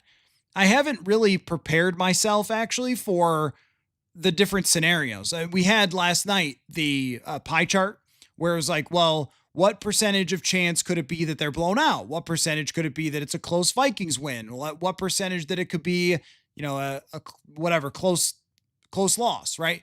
We went through those scenarios, but I have not myself thought about what the reaction's going to be and how to deal with that, because I always want to try to fly even with this show, as you guys know, because there's a lot of things over the last 2 years that could have had meltdowns, freakouts, and whatever else. And what I've done is continued to kind of fly even with, hey guys, they're not trading Jefferson and all that sort of stuff. Probably not signing Aaron Rodgers. So that means if they lose and go 0-1 against the Bears, the season's probably not over. But I also want to, if they lose to the Bears, kind of point out that that's not helpful for the schedule going forward and what that means. So I try to balance it. And the same thing goes for McCarthy. If he performs really well, that doesn't put him in the Hall of Fame. It doesn't make him the best quarterback in the NFL. It is just the Bears. And they don't have the greatest defense, I don't think, in the NFL. But if he plays well, it will match up with every single thing we've seen along the way. Every single thing that we have seen from J.J. McCarthy from the day he got here looked like a guy who can handle the moment, looked like a guy who can run the offense, looked like a guy who can be a quarterback that a team builds around and tries to win with. Everything we've seen, except for the injury. Everything we've seen. So it'll match up, and that matters too, that context. If he looked terrible through training camp and then had a good first game, I don't think I'd be like, all that doesn't matter. He's just great now. None of that. No, it would matter still. It would make me more skeptical to buy into the idea that he's going to be really good if he has a good game. So we'll work our way through that as it happens. But overreaction, I think of it as it's like the best and worst thing of football.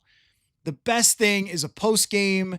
Whatever happens, it's a crazy game. It's a great game and a post-game show. And we break down every single moment and how it mattered and everything like it's the last game on earth. That's what's so cool. The overreaction can also be so freaking crazy that, I don't know, it breaks people sometimes. Rayaway's got Adam Thielen over 50 yards. I like that. So, George, you are wrong.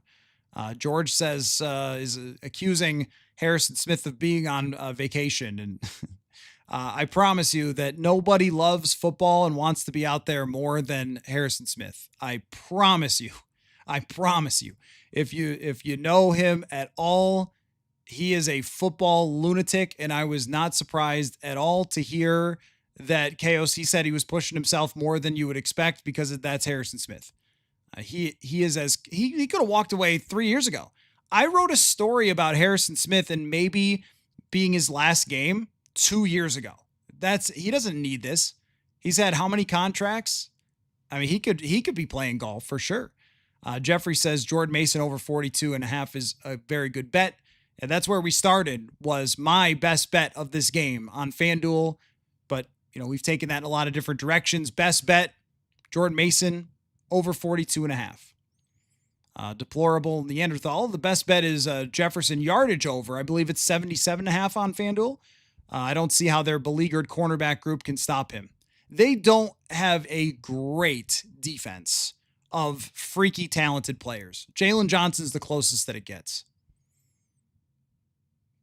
Let's see. Jeffrey thinks Grenard feasts. Yep.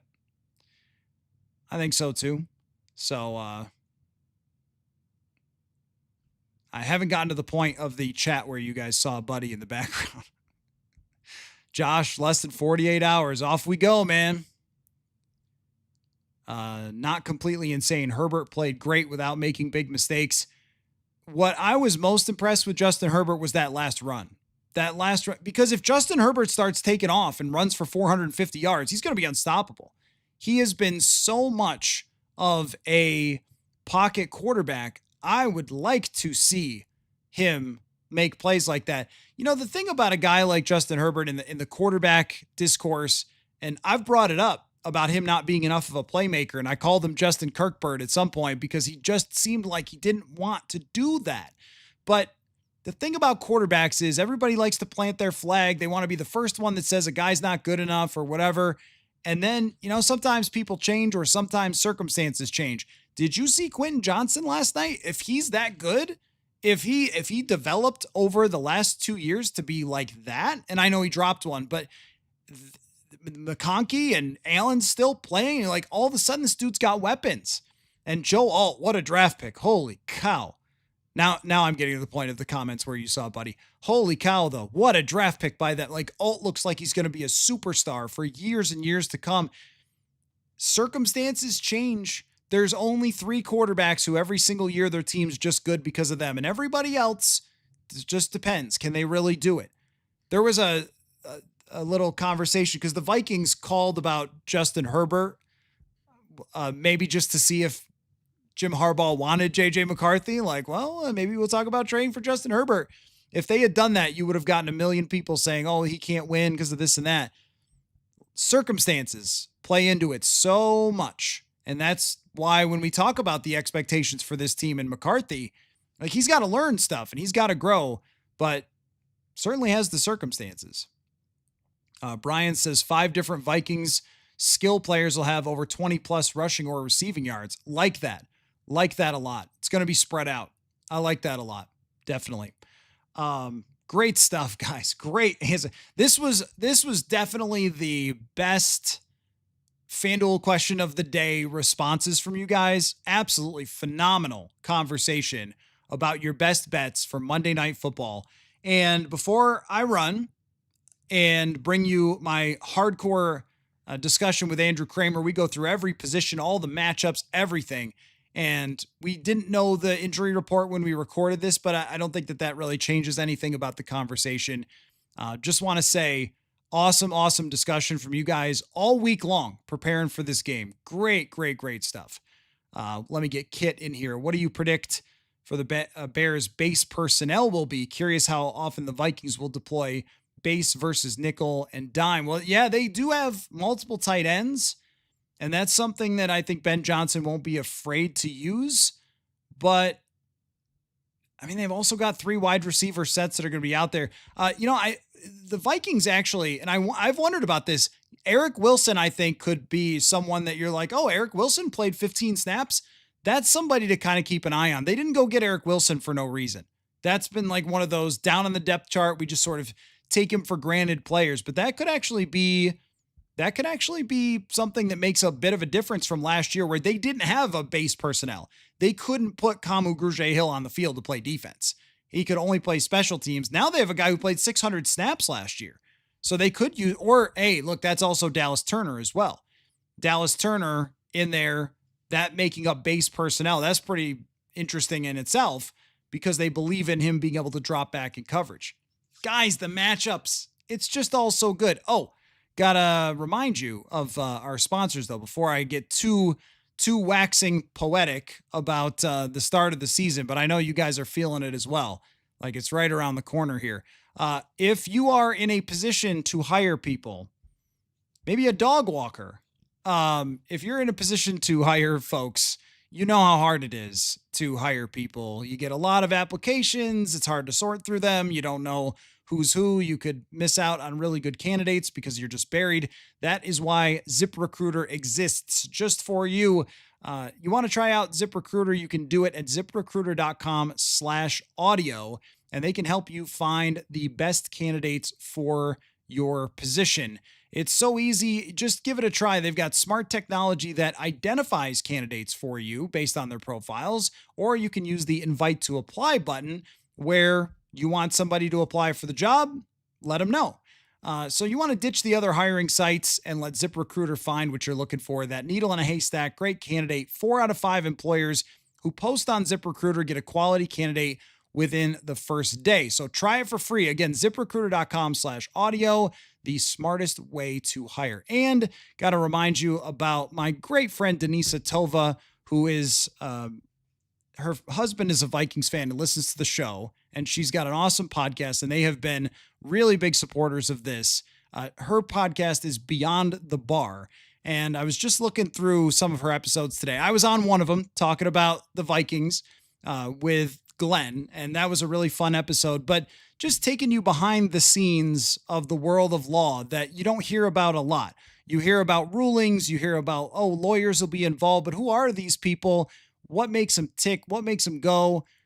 That's what Darrisaw is trying to get into with her Beyond the Bar podcast. Really worth taking a look at. If you know anybody who's going to law school or something like that, that would be perfect for them, but entertaining and interesting nonetheless. The work-life balance, AI, working through the pandemic, all this stuff, raising kids when you're in the law, all this stuff is so interesting with her guests. And off the mic, she runs a forensic retirement lab. So if you are a divorce lawyer, which I know is very specific, but you guys are out there and your clients have 401k or IRA that is still around before the marriage, it's all blended together. Well, she's got a way to help you with that. It is called the Settlement Language Lab, a free session for law firms like Training Camp for Retirement Drafting. So go on to LinkedIn, find Darrisaw Tova, Tova, and let her know you heard about the show.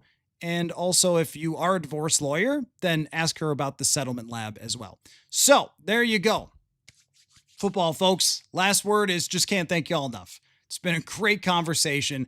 The next time we talk live and have a chat back and forth, we will have actual football results, a real JJ McCarthy game, and an entire... Well, no, wait a minute. I should be doing a show Sunday, shouldn't I? I probably should. I just made too much of that. Sunday, you'll get this speech. I got to react to like Lions and Packers and stuff, right? Yeah, I should be doing a Sunday show. Never mind.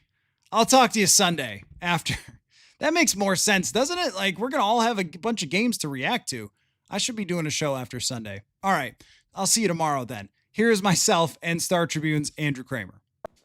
All right, a tradition here on the show is back. Andrew Kramer of the Star Tribune will have the last word before every single Minnesota Vikings game with our hardcore, supreme football breakdown, where we will go through the individual matchups that will matter the most. And Mr. Kramer, we have the Minnesota Vikings traveling on the road to face the Chicago Bears. So I'm going to go dealer's choice here. Would you rather start with the Vikings offense or defense when we look at the most important matchups? Or, punt returning could be a thing.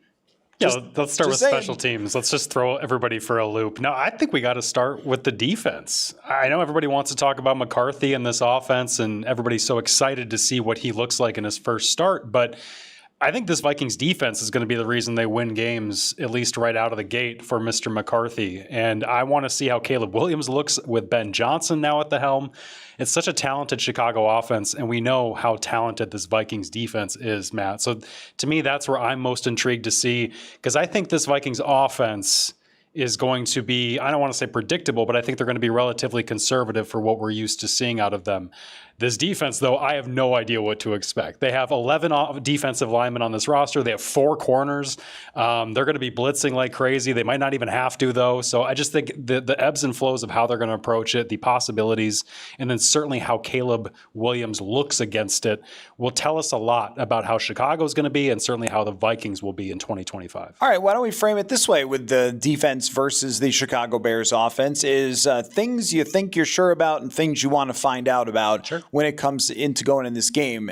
Because we're all snapping out of preseason and training camp mode where it's like, what about DT5 and CB4? No, these are the real players who are going to play in the real game and not the fifth corner that we're concerned about, right? So for me, wanting to find out about category goes to Isaiah Rodgers and Jeff Okudah.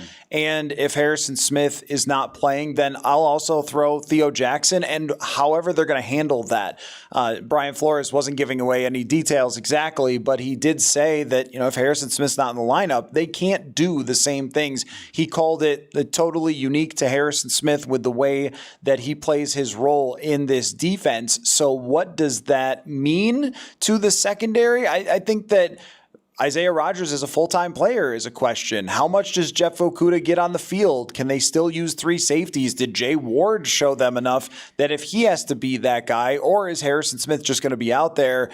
I think that area versus Rome Odunze, DJ Moore, a first-round tight end, another highly drafted tight end. There's a lot of weapons on Chicago versus a group that I don't think that I want to project it yet as being good or bad. I just don't really know. Yeah, and if they don't have Harrison Smith, I would almost bet that they have to go with three corners as that primary nickel. And you asked Brian Flores today about that. How do you judge or weigh the difference between your three safety and three corner nickel package? And if they don't have Harrison Smith, I have to imagine it's going to be a lot of Jeff Okudah and a lot of Byron Murphy in the slot. And Matt, doesn't what we saw this summer kind of project that we're going to see quite a bit of Jeff Okudah this season? In terms of practices, we didn't see a ton of three safety stuff. They were certainly involving and mixing it in and installing it. But to me, this seemed like they were going to enter this season wanting Byron Murphy, who they paid a lot of money to play primarily in the slot. And what Flores said about how he weighs those two approaches versus safeties and corners is he talked a little bit about the man versus zone thing. I think Byron Murphy in the middle allows you to mix up your coverages more than having Josh Metellus there. I definitely agree with that if there was a weakness to having Josh Metellus play nickel corner, it was that. And the first thing Flores said when I asked him about, hey, what's the difference between playing three safeties? He said, well, zone versus man. You basically can't play man if you have Josh Metellus as your nickel corner. As good as he is against tight ends, running backs, you're not putting up against a slot wide receiver like a DJ Moore. That guy's way too quick with his feet. But if you have Byron Murphy there, then you can absolutely use more man coverage. How did you feel about Jeff Okudah throughout training camp? Because I thought, okay, Jeff, we get it. He was very physical. He was very violent. Usually in these training camps, we don't see a whole lot of that. And I thought he made some really good plays. But at the same time, some of that physical play might result in some penalty flags.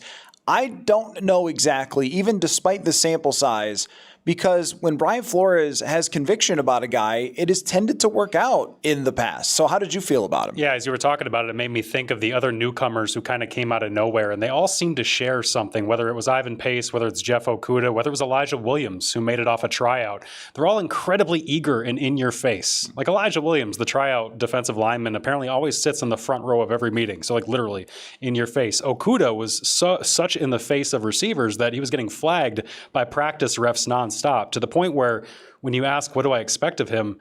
I expect some penalty flags. I expect some headaches from Vikings fans and saying, okay, this is what we expected.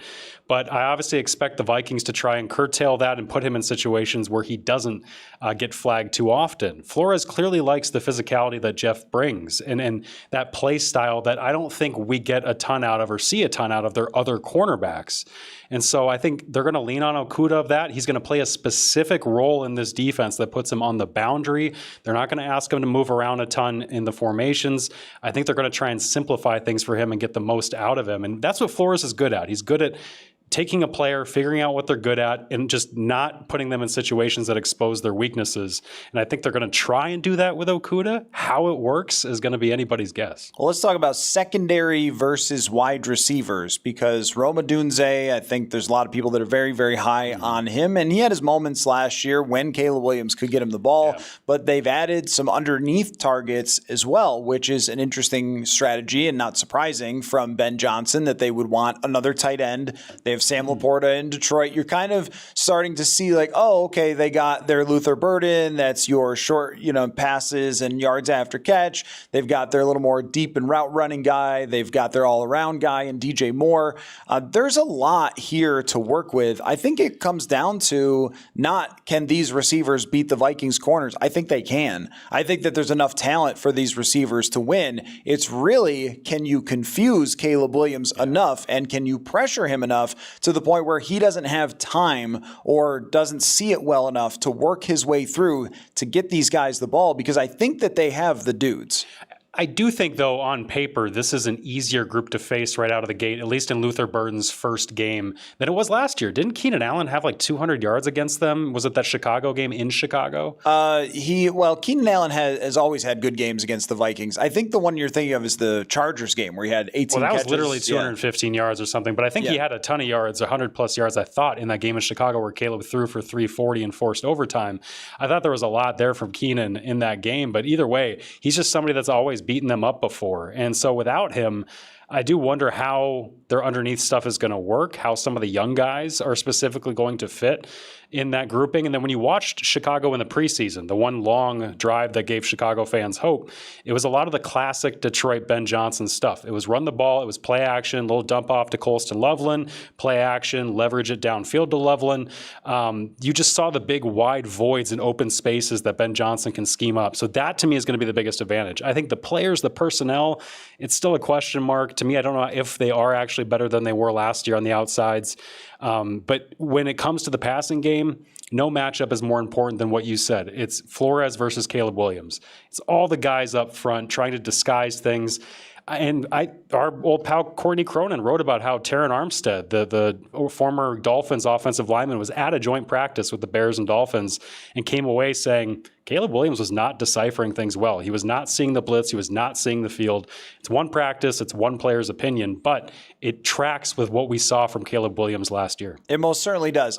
Keenan Allen had 9 receptions for 86 yards. Okay, so I inflated it based on my but still, it was a good game for a very old player and somebody, like we said, always cooks the Vikings. So my big question is, I understand that Ben Johnson's offense works, but it works for a quarterback who is super good at getting rid of the football quickly and identifying defenses and seeing the middle of the field. Yeah. Is this going to be an offensive coordinator or play caller and a quarterback who do not really mix on what they need to be? Because what you were just talking about is a lot of diagnosing things quickly, which has not been something that's a trait of Caleb Williams.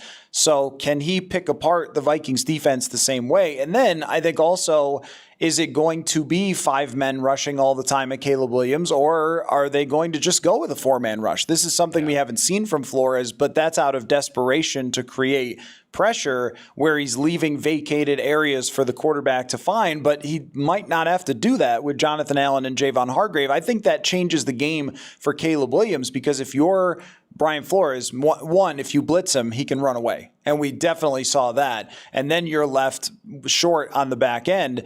But if you can rush with 4, then that means he's really got to find those areas and really got to play in rhythm to find holes in those zones if there's an extra defender back there. And what I love about Flores in this Vikings defense is that even if they do decide to just rush 4, it's not going to look like a standard 4-man rush. Like it's just Justin Tuck and O.C. Umenyiora rushing off the edges. They're going to do so many different weird things to create 4-man rushes and create these pressures that the 4 might be Pace, Cashman, and the 2 edges are dropping or whatever they do. I do think they can put more guys in coverage that's going to help them this year and maybe make up for the fact that they don't have the best on paper, the best cover corners from what we're expecting outside of Byron Murphy. So I do think their talent up front is going to enable Flores to be as versatile with his approach with attacking quarterbacks as he's ever been, because they just frankly have not been this talented before up front. They added from what they did last year with this group. And from all accounts, from Brian O'Neill, from Ryan Kelly, this offensive line was really over the moon with how Jonathan Allen looked in this camp. Brian O'Neill specifically said this guy's got so much left in the tank at just 30 years old that we're going to see that he can still be that Pro Bowler that they saw in Washington. Let's talk about how they're going to deploy the front 7, because I had a conversation with Dallas Turner, and he just said, he understands everything so much better than he did last year when he first got here. We've seen how good of a camp he had, how much he's developed his body and those things, but I still don't know how often he's going to be on the field and how he's going to be used. And I think that goes for several guys. Jalen Redmond is another guy who had a tremendous camp to the point where they were comfortable moving on from Harrison Phillips, and Brian Flores just raved about the camp of Jalen Redmond. I think everybody was kind of talking about it, including Jonathan Grenard after practice. Everybody saw it, but how often is he going to be on the field? Yeah. Can you have Hargrave and Allen on the field all the time? I looked this up the other day. In 2023, when those guys both played full seasons, out of 200 defensive tackles on PFF, they ranked 129th and 182nd in grade against the run. Like, these are not two dudes who are stuffing multiple gaps. Like, they are get into the backfield, get after the quarterback. Does that mean they have to mix and match with Jalen Redmond, with Levi Drake Rodriguez? So give me your thoughts on all of that. Like, how to use Turner, how they deploy the defensive tackles. What do you think they're going to do? I thought it was interesting in training camp. We saw Dallas Turner playing almost a 3-4 defensive end role sometimes, kicking inside of Van Ginkel or Grenard, and they would have all three of those guys on the field at the same time. And it wasn't just on passing downs or their third and long reps that they would try to practice. So I wonder if, I'm not saying Dallas Turner is going to be an interior defender, but I wonder if he bulked up enough where they feel more comfortable getting all three of those guys on the field at the same time, beyond obvious passing downs, beyond those pass rush situations, which would enable you to take Hargrave off the field. It would enable you to just put Jalen Redmond at nose and then have only Allen or Hargrave at one of the other spots. They also feel pretty good about the other depth behind those three interior defenders that we're talking about. You mentioned Levi Drake as one of them. I think Tyrion Ingram-Dawkins is a guy who will eventually have a role, maybe Jalen Redmond-like, where he pops up in November or December as a contributor. I think right out of the gate, though, Redmond probably is going to have a pretty big role as the dirty work guy, as the new Harrison Phillips, as the guy who's going to get in there and eat up double teams. Because last year, and this training camp, like you mentioned, he looks like that guy who continues to ascend and be one of the more physical players in that front, in that middle. And I think with him, with Turner being more versatile, we're going to see these guys do a little bit of everything. And then it's going to change week to week to the point where us projecting it is going to be probably frustrating for us because of how many different things they're going to have these guys do. And we do have a sample size on Jalen Redmond that over 200 snaps last year, graded extremely well, had a lot of tackles for loss, a lot of run stops, couple of pressures. I mean, he was a guy that, especially against the run, was really impressive to me, even if he's not the hugest guy. I think we always, in our brains, say, well, if you're going to be a great run stuffer, you better be Gilbert Brown. You better be Pat Williams. And if you're not 6'4" and 368 pounds, how could you possibly stop the run? But I even thought we saw that from someone like Jerry Tillery last year. Like they I think, have a good understanding of gaps, and it's not all just about can you hold those, but can you get into the backfield and create tackles for loss? I think that's going to be part of the philosophy. And as far as Dallas Turner, I just don't know, but I think there's going to be a lot of Dallas Turner and Andrew Van Ginkel and Jonathan Grenard on the field at the same time, because in the NFL today, 2nd down and 10 is a passing down. 2nd down and 6, I think, is a passing down. You just don't see teams a lot of the times running outside of 1st and 10 or 2nd and short, which means, unless they're really, really committed to it, I don't know, maybe Ben Johnson is with DeAndre Swift, but this feels like it's going to have to be a passing team. That gives a lot of opportunities to put someone like Dallas Turner on the field a lot. And I also didn't think he was horrendous against the run last year. I thought he handled himself at times when he had to against the run as well. And the extra strength will make a big difference there, which ties into the Bears' revamped offensive line. I had a debate with Jeremiah Searles the other day on the show. I'm not really buying this offensive line for the Bears as being special. He thinks it could be one of the 5 best lines in the league. They had a left tackle competition. Anytime a team has a left tackle competition, I'm like, okay, you're not in good shape there. If you have 2 quarterbacks, you have none. If you have 2 left tackles, I promise you have none. And Braxton Jones, quote unquote, won it, right? Yes. Yeah, I think he's going to be their left tackle. And Grenard's got to be licking his chops. Exactly. So I think there's a huge advantage there. Also, I mean, Dahlman, Jackson, these guys have been in the league. I don't know if they're as special as their paychecks. Joe Thuney is fantastic. There's no question. But out of this entire group, I really see one guy that I would say, okay, wow, that guy is excellent. I think there's a ton of opportunity for the Vikings D-line to take over this game. You have to admit, though, that they're better, Chicago's offensive line is, than what Caleb Williams was running around with last year. So 100%. They're better. And they're good at run blocking. So to me, it's, can they get themselves in situations where they want to run? Because I don't believe in the Vikings run defense until they show me, because it's just been such an overhaul there and it's so different. But if you're saying Chicago, go ahead and have DeAndre Swift beat us in this game, I think you're very happy as the Vikings. Yeah, you probably are, especially because they were third. I mean, it was revamped, but they were third last year in yards per carry allowed. They were so good with Tillery, with Jonathan Bullard, that now you put so much more talent in there. I do see this game as one where Caleb Williams, Ben Johnson, they want to probably play a similar style that the Vikings are going to try and play on their offensive side in terms of running the ball control, trying to not do too much from the quarterback position. That's not to say Caleb's not capable of it. He obviously is, but you might want to, put the reins on him a little bit here early on if you're Chicago. And that's what I expect them to do against Brian Flores. So I do think they're going to try and run it with DeAndre Swift. I do think they're going to try and test the middle of this Vikings defense and that new line with their new offensive line, because Ben Johnson knows that's what he did with Goff. That's how you make things easier for the quarterback. But Goff was such a well-traveled guy, or at least experienced guy, by the time he got to Detroit. I don't think Caleb's ready to hit the ground running the same way Goff was. Before we switch over to J.J. McCarthy and how we think Kevin O'Connell is going to handle that situation with him starting his first game, if I told you, Caleb Williams, man, you had a really good game, what would have had to have happened against the Vikings defense? Because in my brain, it's just hard to see. I know that he did it last year against a really good defense, but this defense is better. This defense is deeper. It's different. But if I told you, no, man, yeah, Caleb was really, really good in that opener, what would he have to do? I think he would have to get the ball out quickly, not buy time and take sacks the way that he's done before, not be like another Bears quarterback before him in Justin Fields. Because you remember the game in Chicago, it was the one play that stands out. It's the Andrew Van Ginkel one where he unchecked rushes him, he spins away and flicks it to DeAndre Swift down the sideline. There will be those moments, but to me that will not define how this game goes for him. If it's good for Caleb Williams, it has to be on schedule. It has to be within the pace of the offense that they're installing. It has to look a little like Jared Goff did in Detroit. It has to be that kind of game where you're looking at it and going, boy, Rome Odunze really popped, or Loveland or Swift. And then you're going to be like, well, they probably won it because Caleb Williams played within himself, didn't make mistakes, and was on time with everything.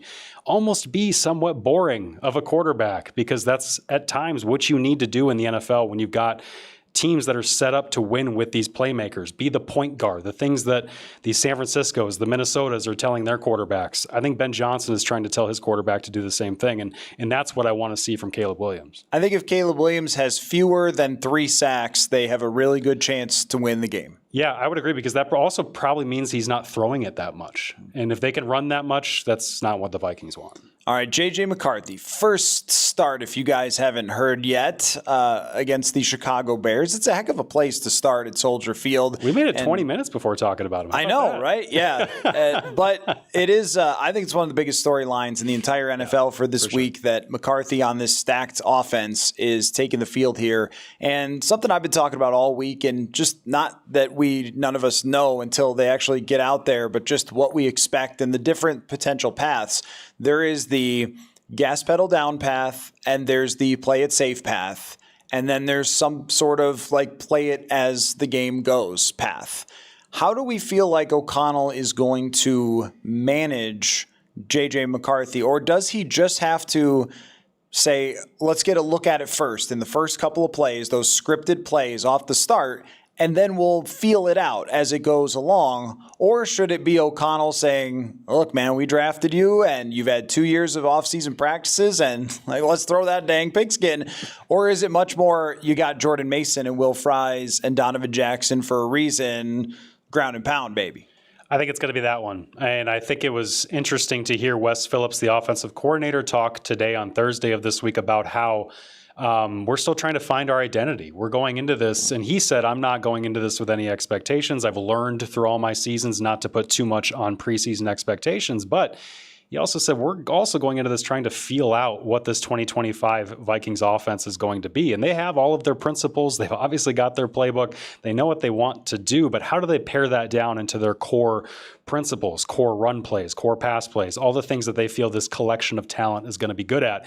And I think they want it to be a certain thing. There's a reason why O'Connell would get frustrated, I would say, at times when we would ask about McCarthy's practices in training camp, and he would say, look, you guys aren't calling balls and strikes in the run game, because they were caring about the run game. They were absolutely wanting to install that physical, as O'Connell says, play style. Mike Zimmer would just say physical, just bully guys, just push them around. They wanted to instill that with Donovan Jackson, Ryan Kelly, Will Fries, Jordan Mason. They want it to look a certain way that it did not look last year. And I think they're going to go into Chicago against a pretty good defense and try to push around Dennis Allen's group with the Bears. And if that doesn't work, you know O'Connell's going to be ready to pivot. No matter what, he's going to be ready to pivot into things that he's going to try and have ready because he's had to do that before with Vikings offenses that could not run the football. But I think they're going to want to approach this a certain way. I would not be shocked if we get into that first drive of Monday night for J.J. McCarthy, and it's a lot of run plays. And people might even be thinking, well, quote unquote, are they hiding this kid? Like, what's happening? Let him, let J.J. cook or whatever. But they're going to want him to approach this, get his nerves down. It's a primetime game. It's back home. This means a lot to J.J., not just in terms of his career, but in terms of his life. Like, there's going to be so many childhood memories flooding back to him, family and friends there. They're going to want to settle him down. And I think O'Connell knows better than anybody how to do that. I think the way to do that is to create easy completions at the beginning of the game. I don't think it's just to lean on, and I know you're not saying that. The play action, leverage. Right, exactly. Yep. Play action. I think two guys will be enormous for this. I think TJ Hockenson and Aaron Jones. And I'm working on an article about the screen game and just how important that is to J.J. McCarthy. And, I asked Wes Phillips how important it was to him. Well, all the aspects of the offense are important. I know, but if you can get a 15-yard screenplay, the quarterback does nothing. He just throws it 0 yards, and then everyone else makes that play happen. Mm-hmm. Remember, the last time they had a great screen game, and it was good last year. I think it was much better. But the last time they had a great screen game, it was Kirk Cousins' best year of his career in 2019, where they had everything cooking with that. Dalvin Cook. He was great. Pretty good. And Mason can catch the football, but Jones, I think, has this matrix element of him where he sees and feels defenders and blockers. And even there was a great screenplay against the Patriots in the joint practices, which people are still talking about with Donovan Jackson. But Jackson bowled over 2 Patriots players, like knocked them to the ground. And that was impressive. But also Aaron Jones felt him there and sort of slowed up and allowed him to get to those blocks. Like Jones is really good at that. And I think that's the way that you can start it out is a little out route to TJ Hockenson, get yourself 7 yards, get a quick pass into the hands of Justin Jefferson to get this thing moving a little bit, get a couple of handoffs to Jones, a screen pass to Jones. Just start it out like that. And then maybe when you get in the high red zone, take a shot and just see where he's at. And if he overthrows it and it hits that silly Bears mascot in the stands or something, that thing is extremely funny to watch sort of plod around. But anyway, if that happens, then okay, he's not there yet. I think that there is much more of a feel thing that's going to have to happen.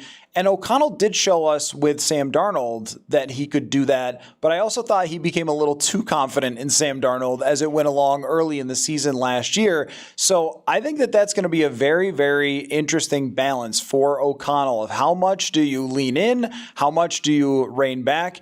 And what can really determine this and make the choice easy is if you whoop them. I mean, if you whoop them up front, which I think there's the capability there for this line, then it makes the choice easy. Just keep whooping. Yeah, if they keep running the ball, grinding it out, and they get 2 rushing touchdowns from each of these guys, it's going to be pretty easy to decide. But I think they're going to lean on that, like you said, in terms of the easy completions, the play action stuff. I also expect them to lean on JJ's mobility in a way that might surprise some of us, whether it's designed runs for the quarterback, maybe, perhaps.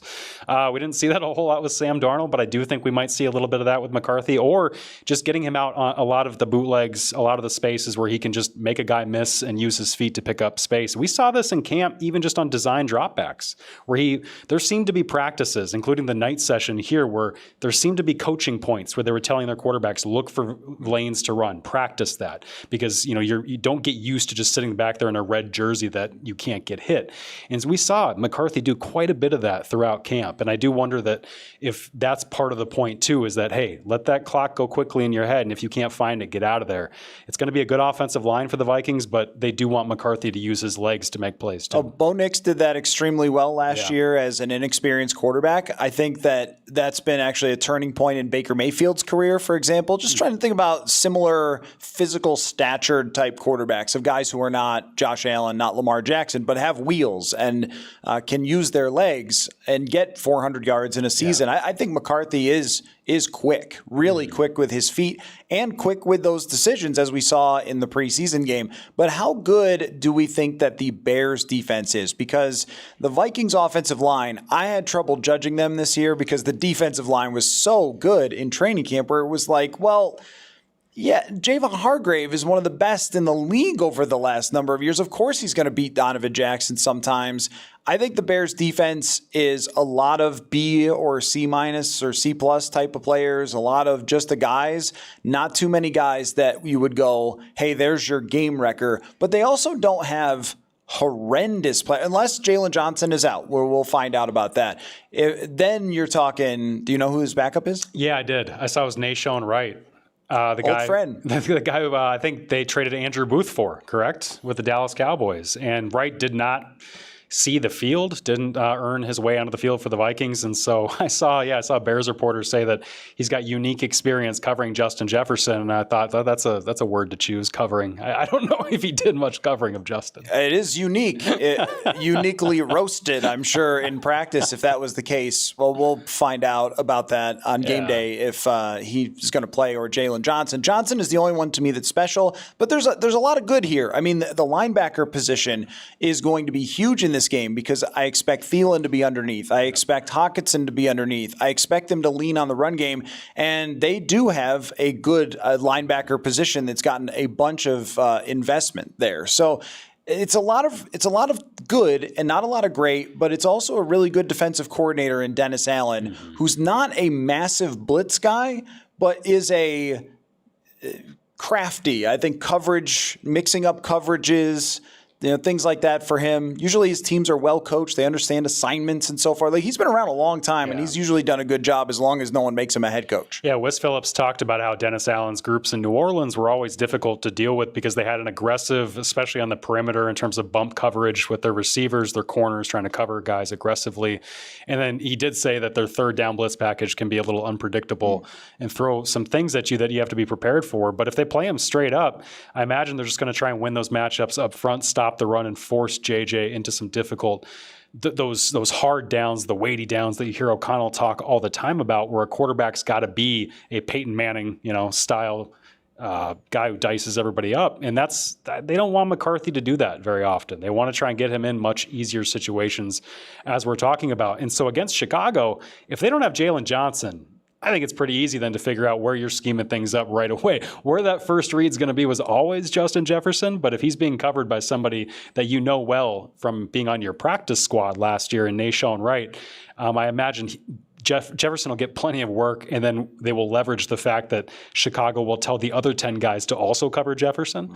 So then Hockenson can just be wide open on the other side. That's true. The one thing they do have other than Johnson, though, they do have some playmakers. Kevin Byard makes plays. Tyreek Stevenson, when he's not making fun of the fans and giving up, he's still on this team, huh?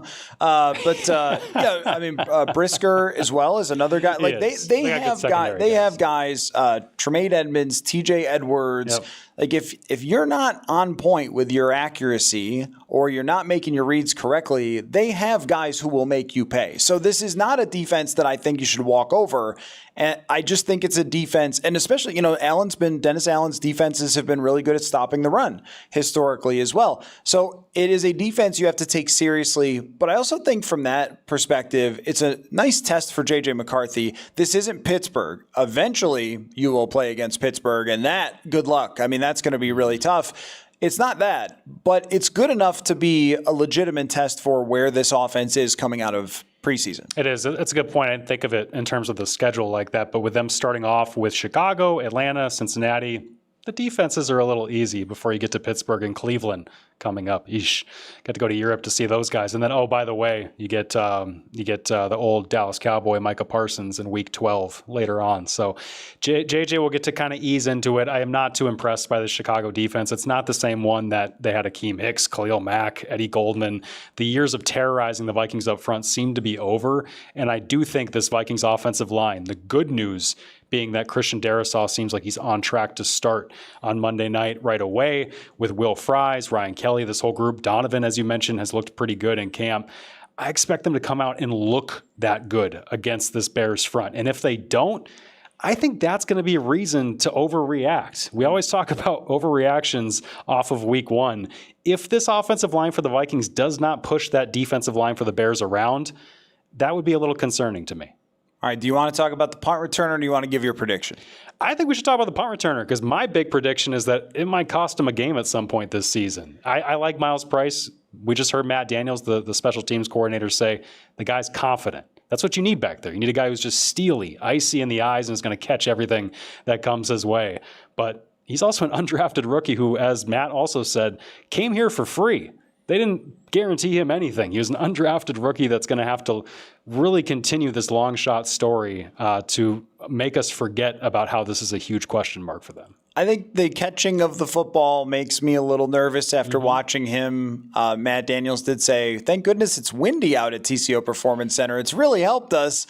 Maybe it has helped Miles Price enough to be ready for this big stage. And, we just assume that college players who don't have the experience will melt when they get out there on the field. I don't know if that's going to be the case for Miles Price. I don't know if Kevin O'Connell actually even wants him to return it. Historically, it seemed like he would just prefer fair catch that thing, live to play another day, because exactly what you said is they don't want to see that go awry and have an issue there. But I was struck by Miles Price explosiveness and his vision and ability to find some holes in the preseason. I think if there's any play that is simulated closest to what it's really going to be, preseason versus regular season, it is a punt and kick return, because those are backups who are chasing you down, and they're not often star players at the highest level. So I thought Price really did show something, and wow, like what a stage for a guy who didn't necessarily expect to be here, but it does make you nervous. Yeah,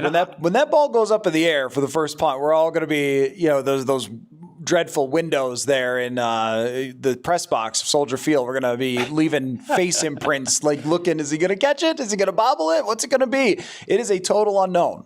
And I do think it's interesting that they made him not just the starting punt returner, but the starting kick returner as well. And Matt Daniels said he was more of a punt returner in college, not much of a kick returner.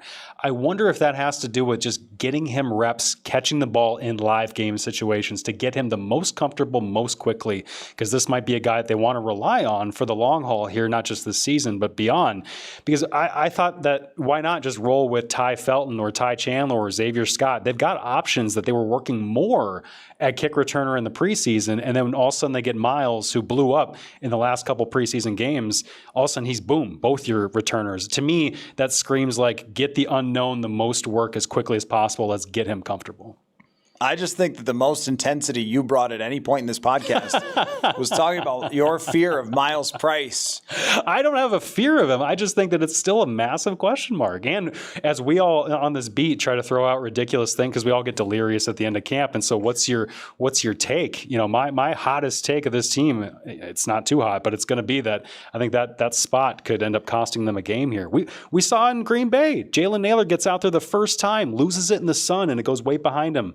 leads to a touchdown for Green Bay eventually. I think this team is so talented and so proven. We're bored. Yeah, that's right. We're just in bored. So many spots that, like, remember when Holton Hill was a starting outside? Like, they were starting undrafted free agent Duke guys, Shelley. right, at these positions.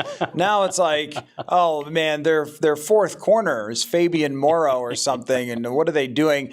It's a very, very good football team. Well, your prediction, sir? I think the Vikings are going to win. I think it'll be lower scoring, despite all this offensive talent. I think both the Vikings defense and J.J. McCarthy's inexperience will keep the score down for both sides, but I still think the Vikings win 20-13. I'm going to go 21-17. And here's the fun detail I'll throw in there just for the heck of it.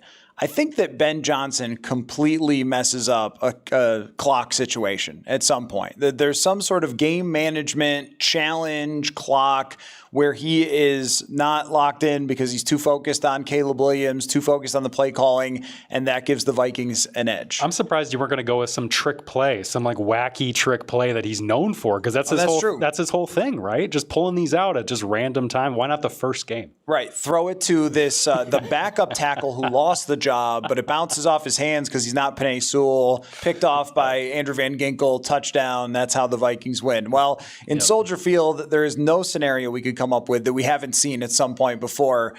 So we will be there for that contest. Can't wait to see some Vikings and Chicago Bears. Thanks for your time, Andrew. Yeah, good being on. Can't wait for another season of real football.